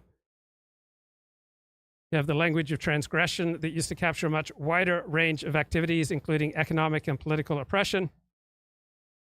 So all these ideas are tied to a particular time and place, and ideas of crime and ethical behavior do not translate well across historical periods. So John Locke employed an idea of universal crime to justify English ownership of property in America, while other philosophers justified population exchanges on the basis of prevailing ideas of rights. So I remember when I used to hear the words rape and genocide, I think through the 1980s, and they were very solemn terms to me, but starting in the 1990s, and most of the time when I hear the words rape and genocide, I wonder who's trying to pick my pocket. Like, what kind of scam are you trying to run on me, bro? Other things were too, like the New Deal or the welfare state, or in England, the National Health Service, or, you know, other places like communist countries building socialism, or the post-colonial world building socialism, which very often, even when they weren't communist, post-colonial leaders said they were for. So I began to see that actually the Universal Declaration in 1948, which certainly the UN passed, it's not nothing, was kind of a dud. And especially once the Cold War started, which was like right before the Universal Declaration, most people in the world understood that like they couldn't rest content with like gauzy morality like in the Universal Declaration. The world was in a war again over which hegemon to back, or to try to be neutral. And there just wasn't a lot of mobilization around human rights. So it was kind of like neither nor. There wasn't revolutions in the name of rights, like in the, you know, American and French Revolution, and there wasn't the new human rights 2.0 kind of ordinary people lighting candles, you know, writing letters, filing lawsuits in the name of human rights. And so it's like a period in between. So on decolonization, I think it you know, allows us to make this point pretty neatly, because it seems like the decolonizers around the world are like the last gasp of the American and French revolutionary model, human rights 1.0, if you want to call it that. What I mean by that is that, you know, they want their own freedom. They are trying to throw off what they see as despotism and empire, just like America did in 1776. And they pick up guns if they need to. And so it's kind of the last gasp, you know, a lot of colonial power. All right, let's get back to this essay by Amanda Alexander. She talks about the inventor of the crime of genocide, and then what exactly constituted genocide. So people who study genocide for a living, all right, they have fallen out over competing definitions of genocide. So I think it was Raphael Lemkin who came up with the invented the crime of genocide after World War II. He saw it as actions leading to the destruction of the national pattern of a group. Right? The group was described as a people bound together by imagined relations and sharing a national spirit, so not an objective status. So the translation of his crime of genocide into the United Nations Genocide Convention was the result of contingent constellation of events and political maneuvering. The restrictions placed on crimes against humanity at the Nuremberg trials meant that a coalition of religious organizations, thinkers, and smaller states sought to find a way to criminalize such acts. Creation of the United Nations provided a forum for this. The great powers were ambivalent about criminalizing genocide, but they did not want to be seen to thwart the United Nations consensus embodying international conscience. Well, there is no international conscience because different peoples have different hero systems.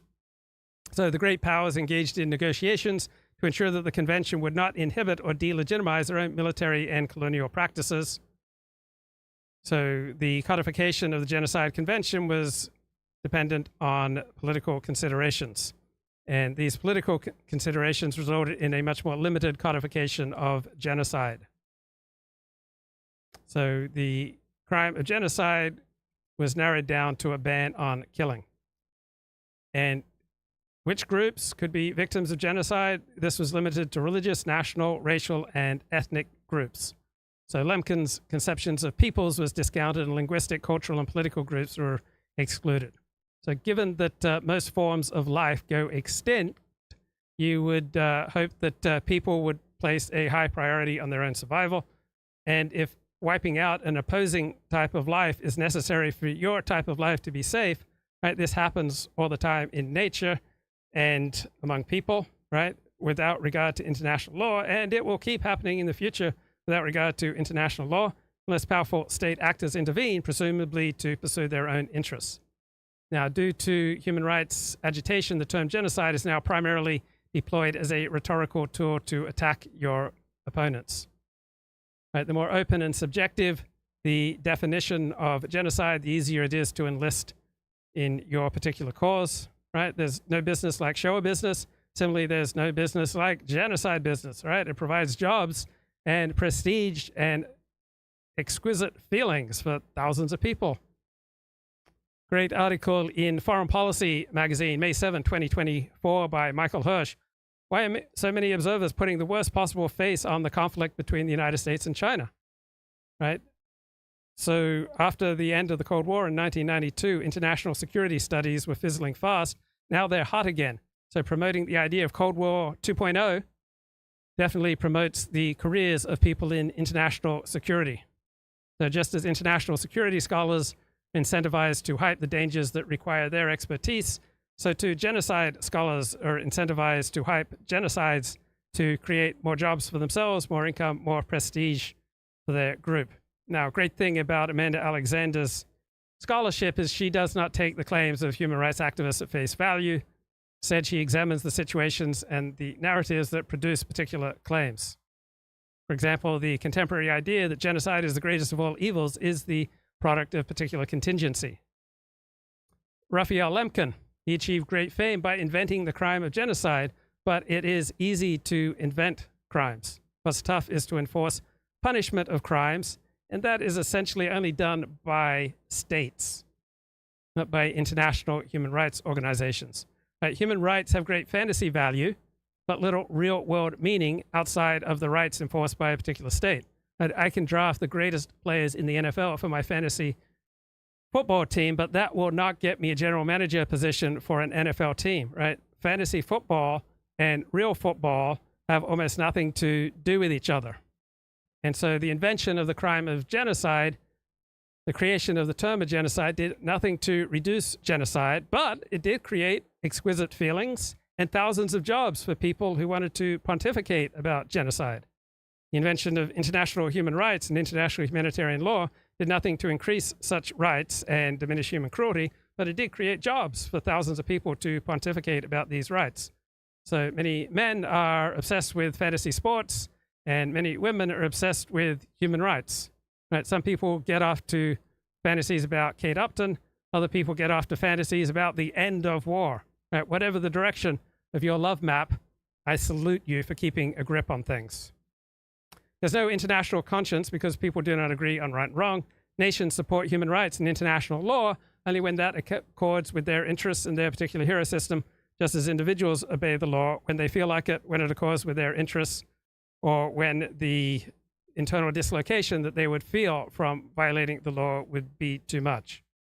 I mean, how much exactly has the Genocides Convention's ban on killing reduced killing, right? A stiff prick has no conscience. Vital national security interests have no conscience either. In a state of emergency, rights go out the window. Ours in 1948 were among the 50 odd states that voted through the Universal Declaration. But within 2 decades, there were close to 200 states. And that wasn't caused by human rights. It was caused by revolutionary nationalism. And that's what kind of disappeared. And human rights has taken its place in the meantime. Now, the human rights movement, the modern human rights movement, seems to have been birthed in the ashes of disillusionment, right? And I think you point to 68, right, and the Prague Spring as sort of a defining moment, right, which really forced a lot of people to rethink their previous political commitments. So can you kind of walk us through that process and some of the seminal figures there and how they reconceptualized their political activism? Yeah, I mean, I think we've got so many actors, but yeah, how many corporate CEOs are listening to Greta Thunberg? Inquiring minds want to know. There are some kind of really important ones. I'd go back slightly first because you have the founding of Amnesty International in the early 60s, but it doesn't become famous really until the 70s when the organization wins the Nobel Peace Prize in 1977. And yet, even in its origins, the founders sort of say that, well, we see people becoming disillusioned with all the post-war utopias. And the main founder named Peter Benenson actually straight out says, Amnesty International is for disillusioned socialists. Now, meanwhile, behind the Iron Curtain, socialists have been disappointed with communism since, the Russian Revolution. So for 5 decades by that point, but they have always called for kind of doing better with communism, reform communism, or what many called socialism with a human face. So they're not disillusioned yet. They're trying to update socialism. And yet the Prague Spring, I think, when the Soviets sent tanks in to crush a kind of attempt to have a better socialism, convinces people that it's not going to happen. The Soviets won't tolerate it. And so many of the earliest dissidents behind the Iron Curtain sort of have learned that lesson, and they turn to morality because they don't see a way of beating communist regimes except by claiming not to oppose them. And they say, look, you yourself ratified this human rights treaty. You published it in Pravda. How can you not live up to it? And it sapped their goal was to. So there was a great essay published in Yale Law Review in 2010 called Constitutional Dictatorship, Its Dangers and Designs, right? Here are some highlights from that essay. If Americans know one thing about their system of government is that they live in a democracy and that other less fortunate people live in dictatorships. Dictatorships are what democracies are not. The very opposite of representative government under a constitution. The opposition between democracy and dictatorship is, however, greatly overstated. Right? Dictatorship, the power of government officials to act on important matters free of accountability or timely legal checks, is not the opposite of democracy. Right? It's an institutional feature within every single working democracy that can and should be employed to perform valuable civic functions. Think about during an unprecedented influenza epidemic like COVID, all sorts of basic rights were just taken away like this. So dictatorship is a description rather than a term of opprobrium. Right? It refers to institutions and powers of emergency government the Constitution makers established to serve the public interest. Right? Our democracy contains considerable elements of dictatorship. Think about that famous golfer who was arrested about 6 weeks ago when he was driving to play on the second day of a major golf tournament, and out-of-control policeman, for no good reason, with his camera off illegally, goes ahead and arrests him and essentially assaults the guy. and almost cost him $10-20 million of prize money. When a policeman has you under his power, right, he's effectively a dictator. So Carl Schmitt has a great analysis here, right? He recognizes the possibility of dictatorship, where the ultimate goal of that dictatorship is restoring the status quo, but he assumes that elements of the sovereign dictator always lurk in the background, just waiting to emerge and to transform any existing political order. So no matter how well-designed a constitutional system might be, the true sovereign will always be able to escape the confines of that design and make exceptions. So emergency, or at least claims of emergency, are the standard cause and the standard justification for creating dictatorships. Machiavelli argued republics should plan for emergency allocations of power in advance. And that's what the American Constitution does. Right? Whenever you have an emergency like a terrorist attack or tsunamis or hurricanes or earthquakes or dangerous viruses, you have governments reacting by taking away rights. Latin America in particular has a long history of states using emergency as ploys to return to dictatorial rule. Nikita Khrushchev paid for his commendable caution regarding the Cuban Missile Crisis with his job, which suggests a degree of accountability that made the Soviet leader significantly less of a full-scale dictator than most Americans assumed. John Yoo, the author of the notorious torture memos for the Bush administration, now on the law school at University of California at Berkeley, argues that the President of the United States enjoys all the powers possessed by the English monarch at the time of the American Revolution with regard to foreign policy. So Parliament retained the powers of the purse with regard to King George III, but the king still possessed unbounded discretion over the use of military force. According to Carl Schmitt, the sovereign is the person who can successfully define something as a crisis and then basically do whatever he thinks necessary to meet that crisis. Sap legitimacy from a regime they didn't think they could overthrow or reform. Then you get, another group of people, let's say in Latin America, about the same time. Take Chile, Salvador Allende, basically attempting the same thing, socialism with a human face, democratic socialism. In this case, the Americans won't allow it, and essentially connive to overthrow that project. It's like a mirroring thing, and I think a lot of Latin American activists say, well, we can't win in this hemisphere, especially once America starts backing authoritarian right-wing regimes. Unless we appeal to some seemingly neutral moral principles. And so they begin to found human rights movements. Also, Roman Catholics are involved. So those are big events. And then I think you get a lot of other forces. I mean, I think Americans are really interesting in this story because they've supported Vietnam. The Democrats started the Cold War, Harry Truman. The Democrats started Vietnam, JFK and Lyndon Johnson. And they're just embarrassed after 1973-5. And they elect Jimmy Carter, who says, we need to atone. We need to kind of wash ourselves of our sins. And the way we're going to do it is by having a foreign policy based on human rights.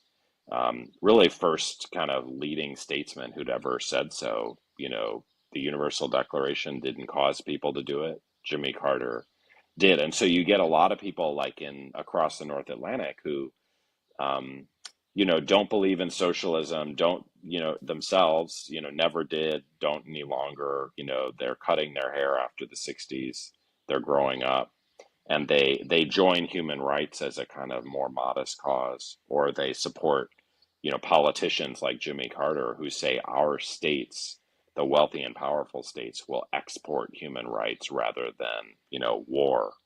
And so all of these things come together in a kind of like incredible, I think, big explosion. And human rights begins to be talked about really way, way more than anyone had ever talked about human rights ever. Now, I think there was sort of a Christian strand throughout this. I think some of the folks involved in Amnesty International were Quakers, right? And you talk a lot about Totally. the Catholic Church, and I'm guessing that a lot of the Catholic Church is Right, there are strong universalist tendencies in Christianity. There are also strong nationalist tendencies in Christianity, but overall, Christianity certainly has a more universal tendency than Judaism. Right, that'll do it for me